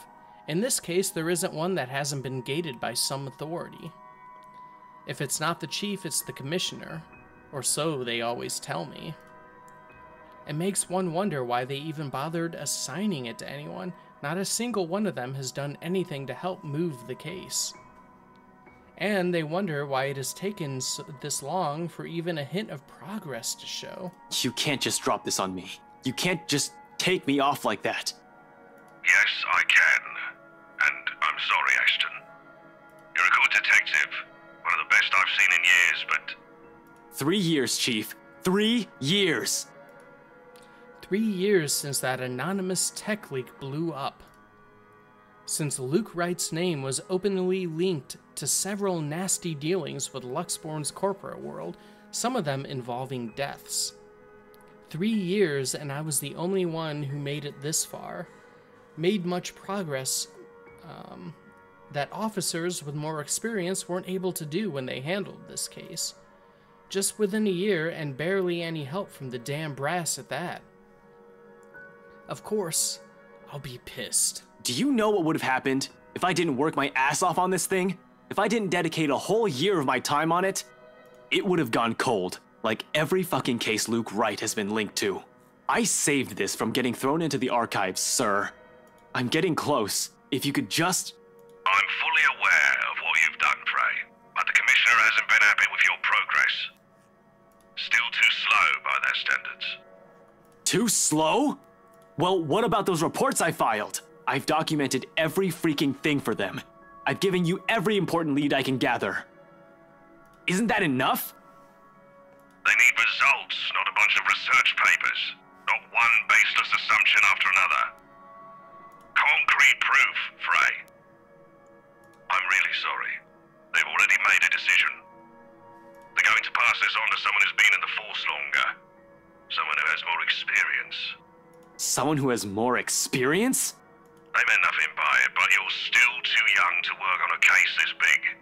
Chief, I've already done more than what those old farts ever did behind their desks. All of it, within just a year of being assigned to this. Watch your language, Frey.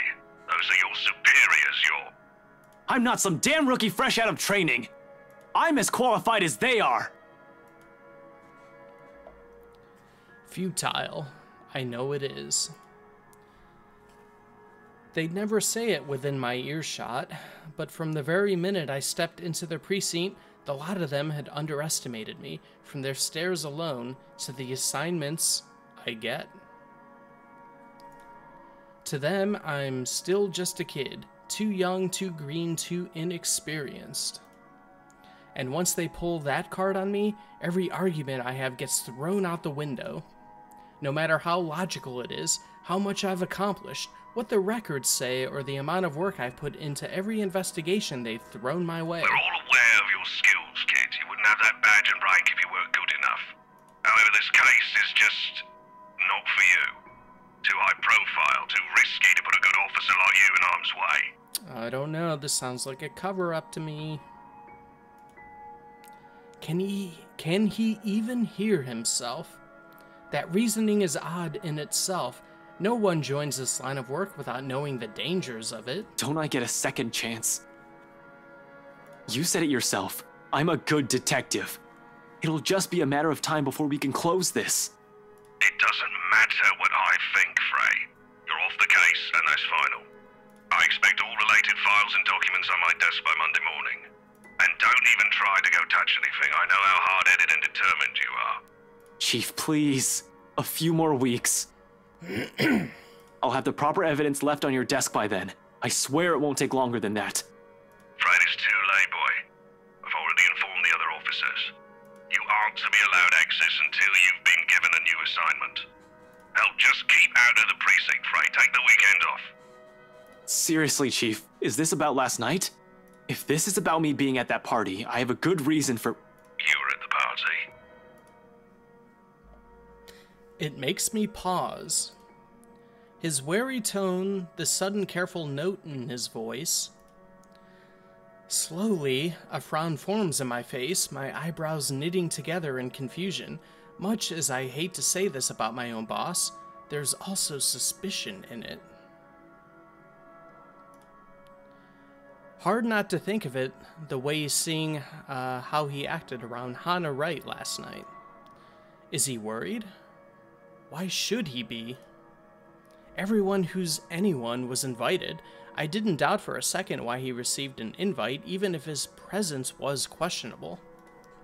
There's something wrong, and I've unintentionally walked into it. All I have is this sneaking suspicion, but when one looks at this from a different angle, put everything together, why the hell I've been taken off this case might be the same reason he was there in the first place. Fuck. Yes, Chief, I was. For a good reason. What were you doing there? I know we don't have a strict rule against attending functions, but that was... He coughs, and it almost sounds like he's choking on his own excuses? Lies? I don't want to accuse him of anything, yet. He's someone I've respected since I joined the LPD, even with his bizarre sense of humor and tendency to procrastinate. He's obviously competent enough to get the job done. He wouldn't be Chief Inspector of Luxbourne Police if he wasn't. He wouldn't last years in service without some track record backing him. Unless that, too, is a fluke. And what's backing him is not something, but someone. Oh. Oh, shit. Fucking hell. Fucking shit. Chief Harvey, about last night with the... Why does it matter, Frey? This isn't about that. Why does it matter? Why does it matter? I'll recite the whole damn oath we've taken upon being sworn into service if I can, but at this point it seems too late to remind him of that. He has probably already moved from serving and protecting people to serving and protecting his own interests. Damn it. I've suspected the upper brass of this, even the lower ranked subordinates in the force, but for my own boss? Shit, no wonder that leak didn't lead anywhere. Someone closer might have been pulling the strings. I might have been set up to fail long before the fucking case had been assigned to me. But I don't want to just give this up. I don't want to believe I've wasted an entire year for this. I don't want this to be the kind of news to tell Professor Clark after all those promises I've given the man. I just want to know, sir, at the party, with Luke and Hannah Wright, you were... Monday, Detective Inspector. First thing in the morning. Every copy of the files you have, I want to see it all on my table, understood? This isn't... Frey, am I understood? What else can I do other than smile and nod? With my own superior expecting an answer, using that tone, brushing my questions off as easy as discarding a dead body. Yes.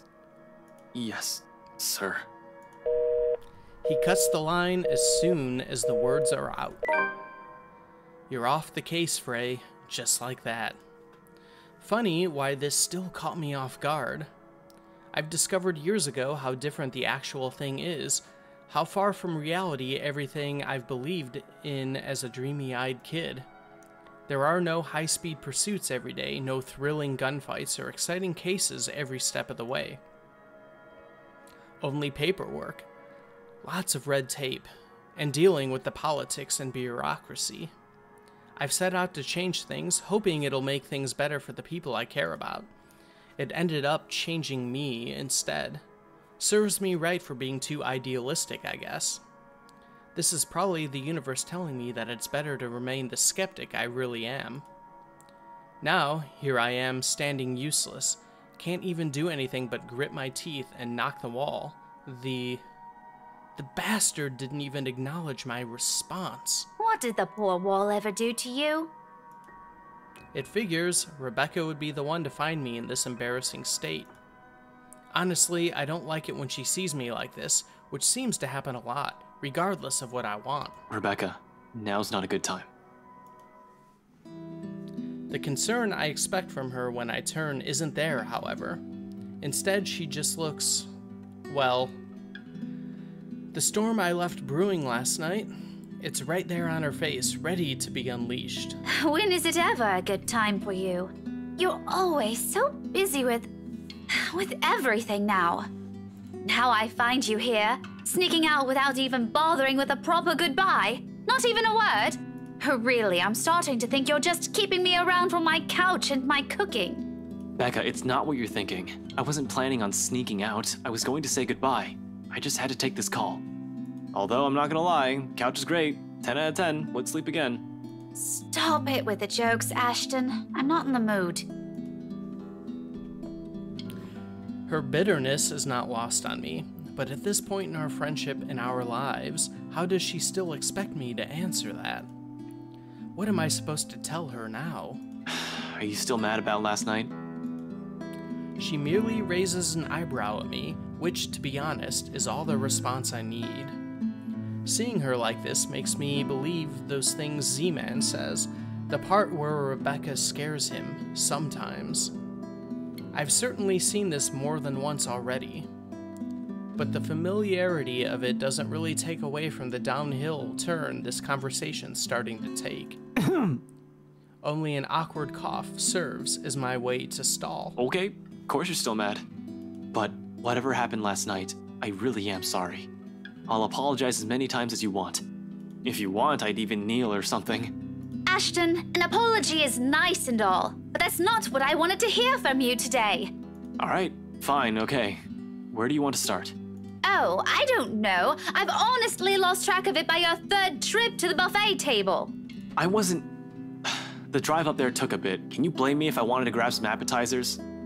Oh, come on, Ash! For the whole evening? For the whole party? Please don't tell me that's all you did, because I've never known you as someone who pigs out. You even took great lengths to avoid me. Should I also mention how you ignored Zach? Sometimes I get the feeling you don't want to be seen with us in public. Some friendship, huh? You know it's not like that. It's never going to be like that, Becca. I'll ask this again. Just what were you up to during the party? What were you doing that you couldn't even take 2 seconds to make time for your friends? I couldn't even look her in the eye. It wasn't that I wanted to avoid them. I did it to keep Zach safe, to keep Rebecca safe. Just in case. Client or family friend, it was still a party hosted by a person of interest, by a man accused years ago of murdering a person's wife to get what he wanted. But then the chief showed up, Hannah Wright happened, and Luke Wright just can't be bothered to die peacefully somewhere. All of a sudden, none of my original reasons mattered. If I was found out right then and there, hell, if Zach and Rebecca's connection with me was found out, who knows what might have happened. But Rebecca doesn't understand that, doesn't understand what I can and can't say to keep them from harm. It's all in her eyes, in the tight line of her lips and her furrowed brows. The hurt. This day is just off to a wonderful start. First, my case, now Becca. How do I even go about this? Alright, stretch the truth or insist it's confidential. Oh boy.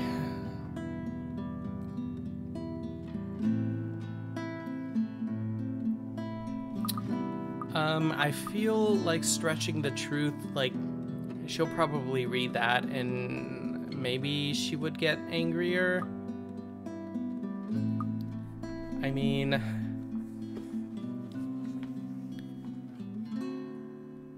like, you know, this is like an investigation. It's confidential. We can't talk about the investigation. Why doesn't anyone understand that? Let's do the confidential thing. It's confidential, Rebecca. I wonder how many times I've told her that. And not just her, my dad, my mom, Zach, and even Isabella. How many times have I told them what essentially boiled down to mind your own business, to make sure they're all safe, to keep them out of danger. My job isn't a game. It isn't as glamorous as the television portrays it to be. I had thought so too, as a child. I was so clueless back then, wasn't I? But boy, did I learn. The good guys don't always win. Justice isn't always served. Investigation is not looking at a crime scene once to get a eureka moment. It's sleepless nights at the crime lab with the tech guys. It's several days wearing the same clothes with Chinese takeout stains because I'm staking out of place. It's frustration when the bureaucracy hinders you from looking into a case any further, or when you know a suspect is guilty but they get away scot-free on a technicality. It's seeing anger and pain and despair with every case. I know you have a mountain of questions, but I've told you this so many times before. I can't say much more than that. Still, the look on Rebecca's face, the resentment and the pain, it hurts me as well to think that I'm the cause of that. It's a familiar one too, something I've seen a lot over the years. I wonder how long it'll take before Zach starts giving me the same one. Or until I've hurt Isabella in a way that any sincere apology won't ever be enough. What a mess. I'm a mess, and it's the people close to me who have to suffer for it. I guess, if that's the case, there's nothing much I can do about it. You're off being a... what? A hero, I guess? And I shouldn't rag on you for that. I could never get used to how quick she just forgives me for whatever shitty thing I do. Zach and Isabella too. They've all been patient with me, unlike I with them. I don't deserve any of them for the kind of person I've turned out to be. I'm hardly a hero, Becca. I'm just... Ash. I expect a retort, another one laced with bitterness. Instead, she laughs. Half-hearted, with barely a hint of cheer in it, but it's a laugh nevertheless. I honestly don't know what to make of that, what to do with myself upon hearing it. It's almost like the mere sound of it is meant to pierce. The least you could have done is tell me. Maybe I could have helped, kept an ear and an eye out for you. I don't know. I could have been Irene Adler, maybe? Her smile doesn't quite reach her eyes, but the mask, she tries so hard for me. I give her a smile of my own, though I imagine it comes off as unenthusiastic as hers. It's far easier to slip back to banter when it's like this, to just brush off everything. At least this way, we wouldn't have to deal with awful things. The woman? Don't flatter yourself. Nancy Blue, more like. Her sidekick would beg to differ, Ashette. I couldn't stop a wry grin from forming in my lips. She probably still has the photo from that contest, keeps it in her old diary. I never did find either of the two after I threatened to burn them. In the end, I just never brought it up again, hoping she'd forget the whole thing. But the small smile on her face says a lot. Those were good times. A lot simpler, a lot more peaceful. Now... Excuse me. Ugh, cough fest. Sorry about that. Now, things have changed. We're no longer the same people we were as kids. Growing up together doesn't mean it always has to be just the two of us in the first place. It's a dumb notion to believe in when nothing ever remains constant. Things will inevitably change through the years. In fact, it already has, long ago, not just with the people we allowed into our respective lives, but also with us as people, as friends. It really does get complicated as we get older, doesn't it? Not everything has to be, though. Even if it's just in the form of a promise, I have no idea when I'll be able to fulfill. I swear, I'll explain when it's all over. The silence afterwards brings an even heavier air between us. Something that Rebecca thankfully doesn't allow to linger more than necessary. I suppose you have to go now, huh? The situation's already awkward as it is. Dragging this out will only make it more... what? Difficult? Messed up? As if it isn't already. Back to your case again? I don't really have to. I have no case. As far as the job is concerned, I have the weekend off until I have to report to Chief on Monday. Although I don't want to just throw in the towel on this. Orders are orders. This isn't like the movies. I don't get to say, fuck off, throw my gun and badge at him, become some vigilante, save the day and get my job back. I'd rather get my ass thrown in jail than do any of that. But it's also not in my nature to sit still and do nothing. It'll drive me crazy if I just idle about. Let's see.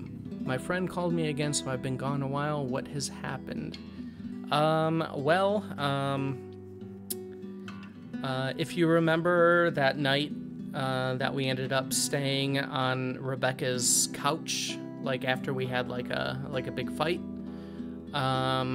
This is like the morning after. We got a call from the chief who threw us off the case we've been investigating, which very much feels like a cover-up to me.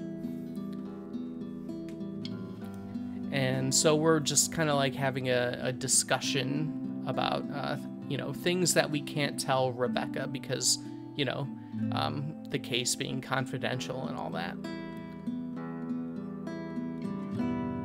Did anything happen of note at the party?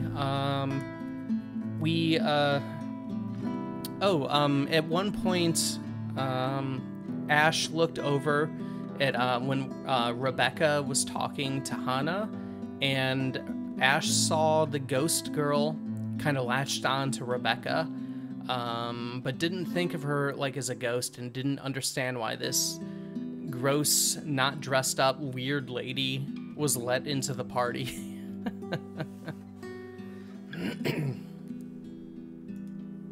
Besides, there's someone who has to know about this whole Luke Wright thing. Yeah, I need to go talk to Professor Clark.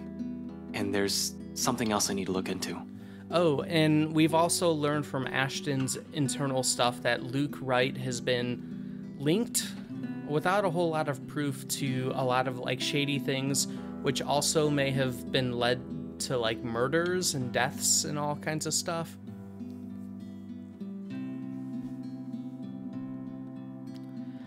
We're still pre-Rebecca's library trip too. Yes we are. Poor lady is holding on to Rebecca.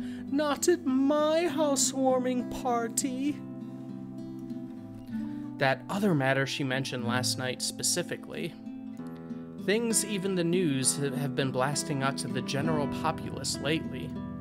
Evening, afternoon, morning, all deaths with the same modus, blamed on a single serial killer. Or is it still the case? Found dead in the early hours of the morning today. The fire was contained within the room and no other tenants were harmed, according to Luxbourne police. We're gasping at straws as far as these murders are concerned. In the first place, I'm not even the one heading this investigation, yet look at me treating it as if it's another high-profile case on my shoulder. How sad is that? Although all three of my friends have mentioned seeing something strange, I don't want to go into that line of thinking for now. Not yet. Not until I've exhausted every logical argument I could throw at it. To be honest, though, I don't know how to take all of this anymore. But I've already given Isabella my word. It'd bother me more if I didn't follow up on a promise I made to her. And after Rebecca's claims last night, there won't be enough sarcasm in the world if what my friends have been telling me is true. I can already hear Isabella's laughter, in fact. Figures. What else can it be? Is he only linked to this stuff because he knocked up the chief's wife? Well, I mean, he might be linked to the chief. Maybe Luke Wright is causing the cover-up with, like, the higher-ups, like the commissioner and everything. I guess we don't know yet, but, you know, just basing it off of, you know, corrupt cop things. It's not another case. It's something else. That issue Isabella mentioned yesterday morning. I'm sure you remember. You were there. Well, at least you're not neglecting all your friends. Becca, I promised her I'll... She doesn't wait for me to finish. With a roll of her eyes, she turns around and shuts the door in my face. I have no idea what I've said this time, but... I probably deserve that. We'll just have to fix this another time. By then, her temper's sure to have cooled off significantly. Hopefully. For now, I can't laze around. Gotta attend to things that matter more. Professor Clark first, deliver the bad news, then that issue with BRC and Isabella. Maybe I'll also drop by Zach's, check on him, hear whatever he has to say. He has also read that damn letter. I might as well, while I'm here, playing a paranormal detective, or was it supernatural? I can't remember. Whatever. It wouldn't hurt anyone if I tried to get to the bottom of this. If nothing comes out of this, good. Everyone can shut up about stupid curses, and we can finally get back on track with our lives, on to more important things. If there is something. Are you two done? There's a moment of confusion when I don't see her familiar ponytail about, only to find her standing behind the door to her apartment seconds later. Isabella holds it open, though only slightly, as if to hide from anyone who might happen to pass by. This early and on a lazy weekend, I doubt anyone would. But far from the gap and what little there is behind her, I can make out the appearance of someone who has just clearly gotten off from bed. Hair in complete disarray, eyes still heavy with sleep, and a small pout on her lips. She hasn't even gotten out of her pajamas. I look away before my sense of decorum kicks in. We might be friends, I'll even dare say we've grown closer over the years, but that doesn't extend beyond the bounds of propriety. Christ, even Rebecca never greets early visitors in her sleep clothes. Though maybe it's our fault why she's up this early. Still, heat makes a slow crawl up my neck, one that I quickly downplay with a solid cough. Isabella, you're up early. Lame. No, I'm not. I'm usually up at this hour. You're the one that usually sucks at getting up early. Says the person who looks like she's just fallen out of bed. Instead of the usual quip, she simply averts her gaze to some point beside her, and although it only flashes briefly across her face, an expression of hurt flickers in her eyes. It disappears the second she turns her attention back to me, but that moment has sent a worried tinge in my stomach. I've seen it on her plenty of times before, just never in a manner that unsettles. It feels, I don't know, off this time? I didn't say anything wrong, did I? Hey, are you... Anyway, was that Becca with you? You both sound like Mama and Papa when they fight. You're awfully loud. If we get another memo from the landlady, I'm asking the guard to ban you from ever entering this place. Me? Becca's the one almost shouting. Yeah, well, she lives here. You don't. You have no excuse. You're the suspicious-looking person. Thanks. Glad at least one person appreciates how I pretty up this place. Don't flatter yourself. This place would be so much better without having to see your face every few days. She follows it up with another pout. But her ruffled appearance, particularly how puffy her eyes are, I noticed just now, takes away from the intimidating effect she's trying to show. Really, right now she just looks more like an angry puppy. I might have laughed had it not given me another nagging sense that something is definitely wrong with her. What? Has she been crying earlier? That is worrying. She rarely does that. The only time it happened, the one time I've ever seen her genuinely tear up over something, I think it was after Devlin Court, the night at the bridge. I want to ask. She seems determined to keep it to herself, though. Belle, did something... About yesterday, Ash. The things we talked about. Do you think we can take a look at it today? We? I never said you're coming with me.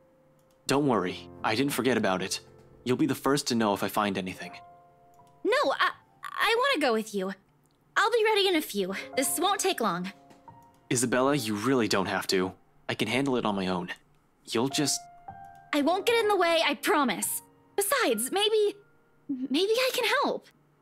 You know, if there are files you want to check.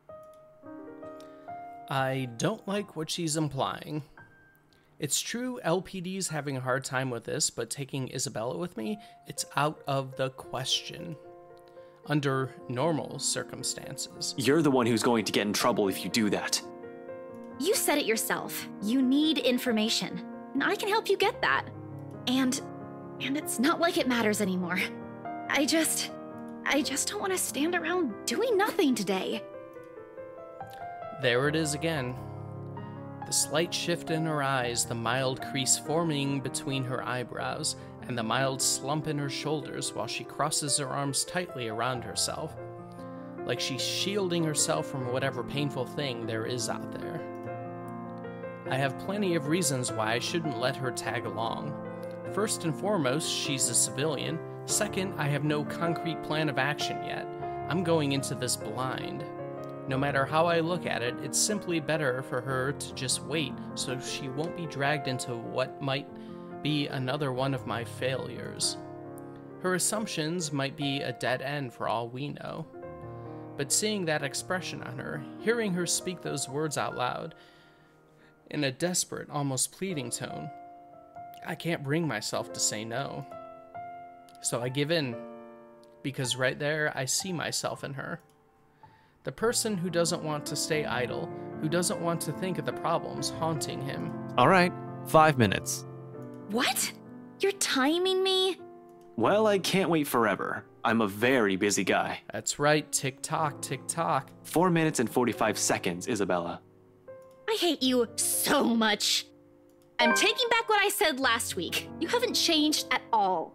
4 minutes and 30 seconds, 29, 28... 27, 26, 25, 25... I'd hurry if I were you. Ugh, you're awful! I hope you never get a girlfriend. She slams the door right after, although my chuckles, the mirth, and the lightness in it linger. With her, those have always come easy somehow, even as its echoes fade and only the ghost of a smile remains. It's not like I'm looking for anyone else. I want to tell her. It's not because I can't. I won't. I'm the one who has chosen not to, until I fix myself, until I find myself underneath all that guilt and all those lies I've been telling all these years. Because no matter how heavy the weight of these things are, I am not yet worthy of them. Of her. Until then, little words and gestures are the only things I can offer. Minor stuff such as digging deeper into this thing with BRC in order to ease her worries. I'm not even sure if this will give us anything. Unlike with the firm case, which I already have proper leads on, I'm just going by her word on this. Speaking of the Luxborn firm case, I still have to inform the professor. The apprehension's there for sure.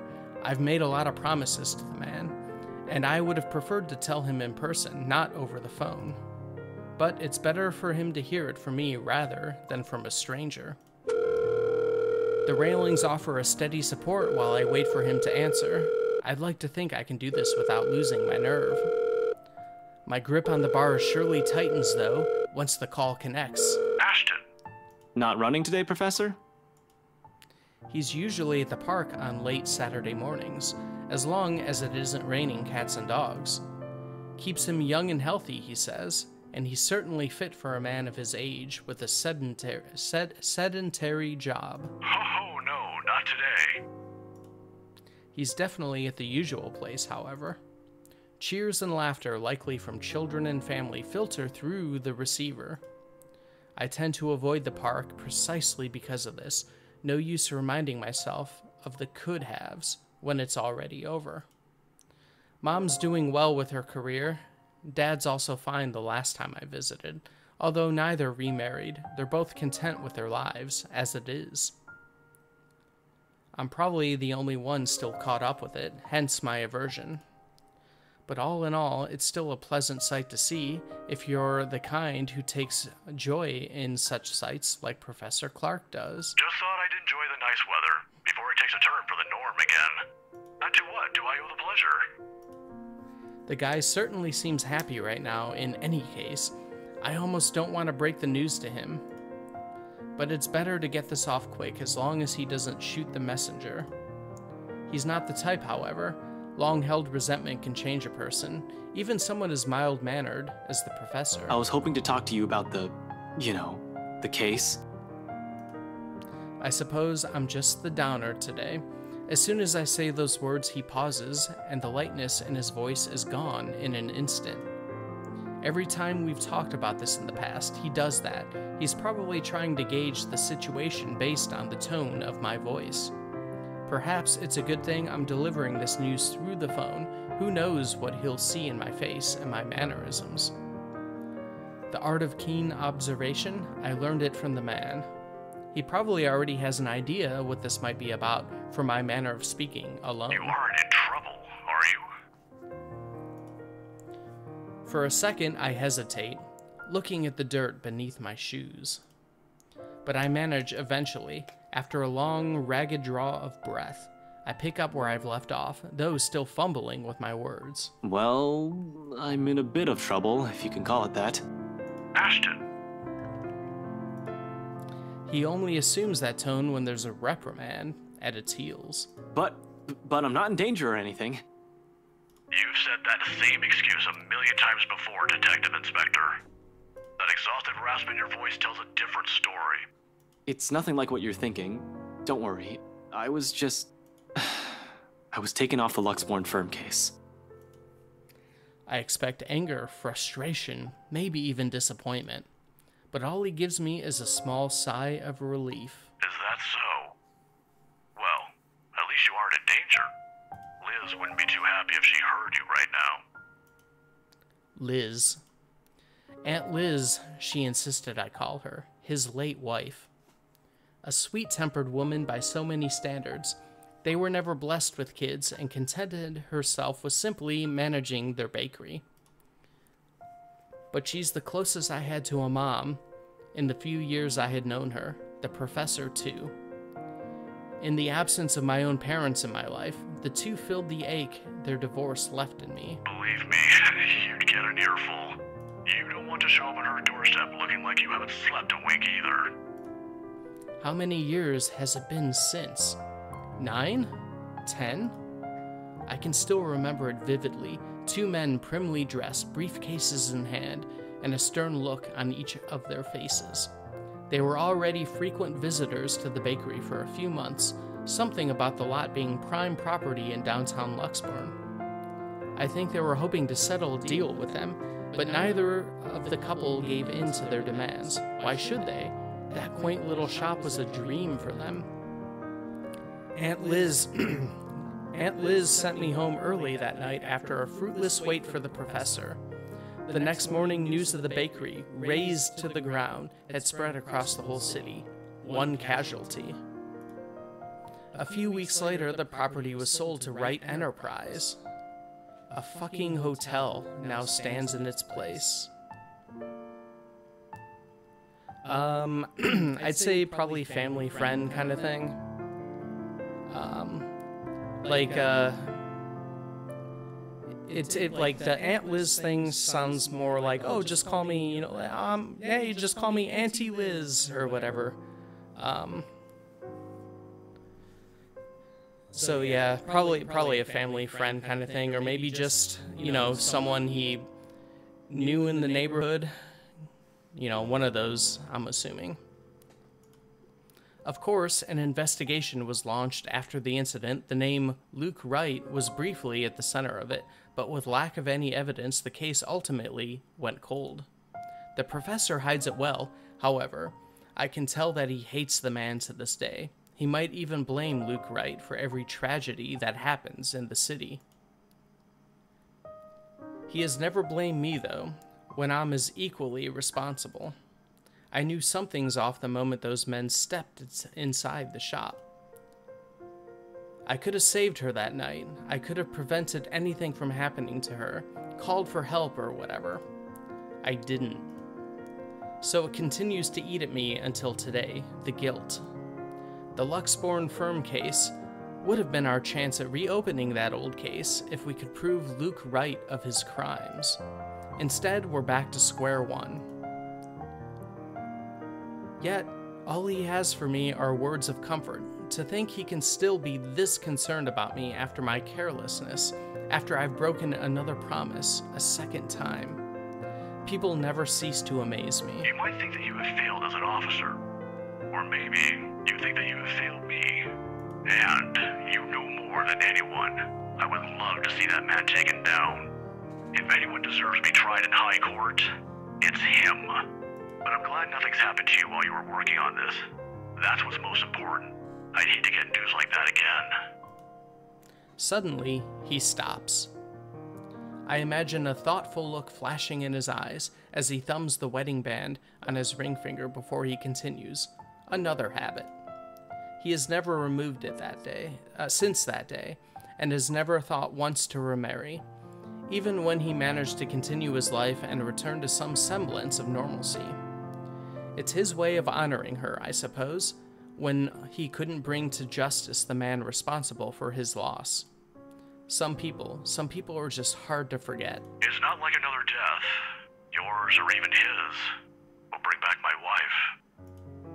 Silence falls between us afterwards. I don't quite know what to say after that, really. Should I apologize? Show some sympathy? Going into this, I should have thought of something other than just breaking the news to him. As it is, it seems the only thing we can do is feel sorry for each other's misfortunes. I apologize, too, for putting you up to this. In another occasion, under different circumstances, I might have accepted that, but... You didn't have to, but you've already done more than any officer who has investigated this. So don't worry about this, old man. I know your department's people all have their hands full recently, too. What with the upsetting news we've been getting as of late. Deaths almost every day. I'm not entirely sure if that has anything to do with the other. It seems too big even for someone like him. But if this is that man's doing... Professor, please. Maybe if things around me hadn't started going beyond my control, the letter, the mansion, the supposed curse behind those, I'd still be quick to blame it all on the bastard too. But as much as I want to keep holding him responsible for it, to add another to his list of sins, it might not be the case.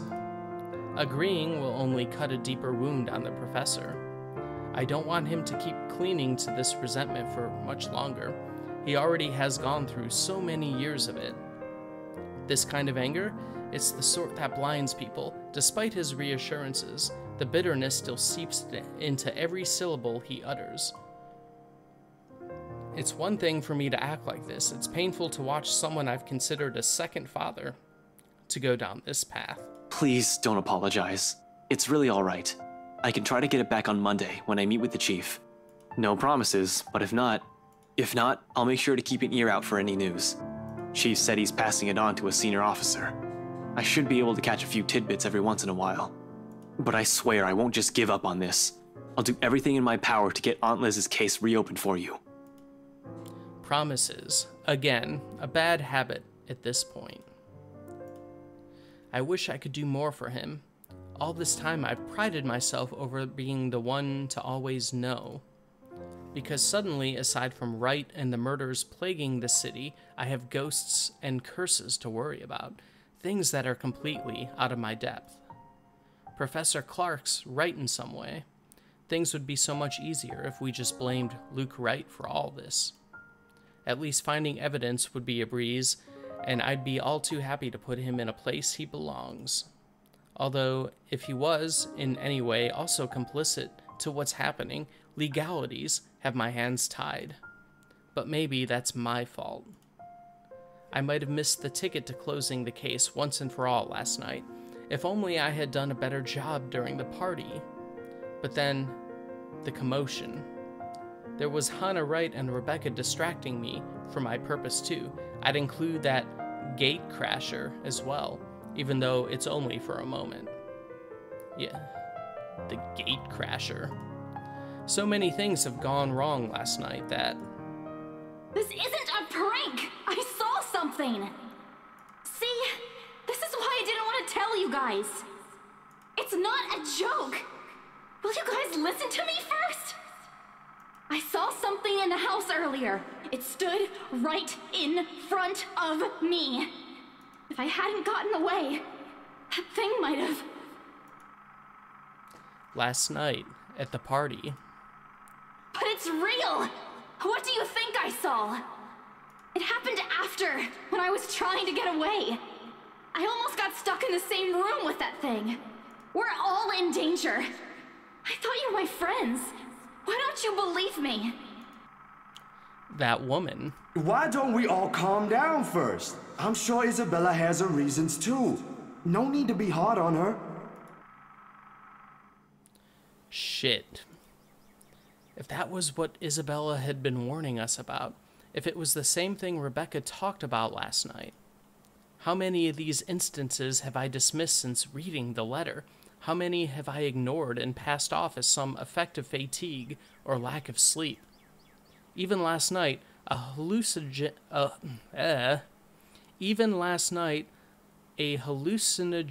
lacing the food is the first thing I considered, purely because that's what my training dictates. It's a mindset I've grown accustomed to. It's the setting the gears in my head automatically takes in a situation like that. Of course, I'm not discounting all of that yet until I have enough information, something to form a conclusion from. Proof, in whatever form it may come.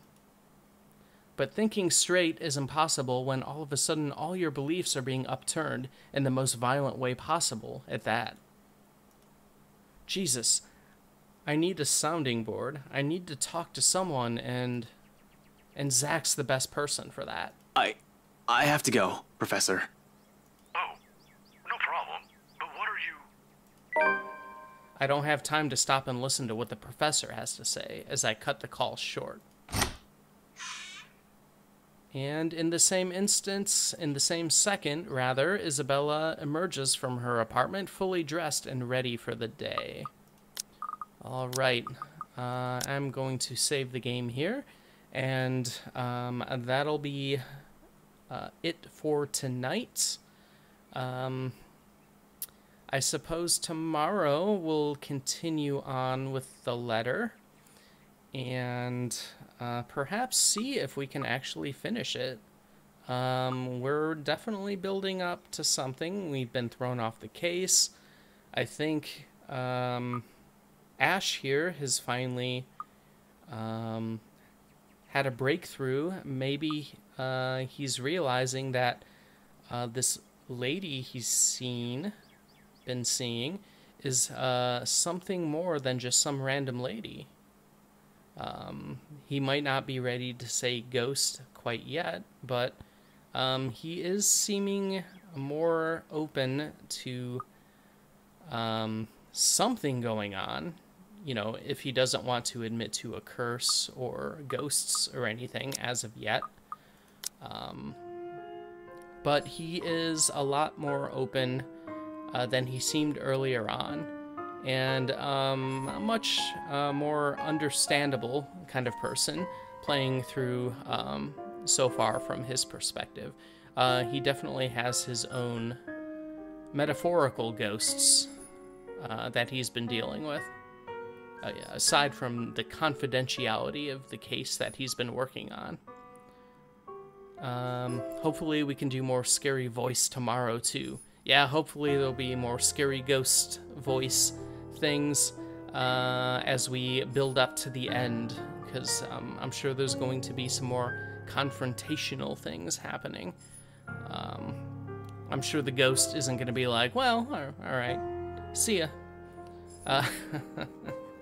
But yeah, it'd be cool if we could finally finish up tomorrow and then move on to a new game. I gotta really sit down and think about what I'd either want to start afterwards in tomorrow's stream if we are able to finish it up earlier on, or what to start the day after.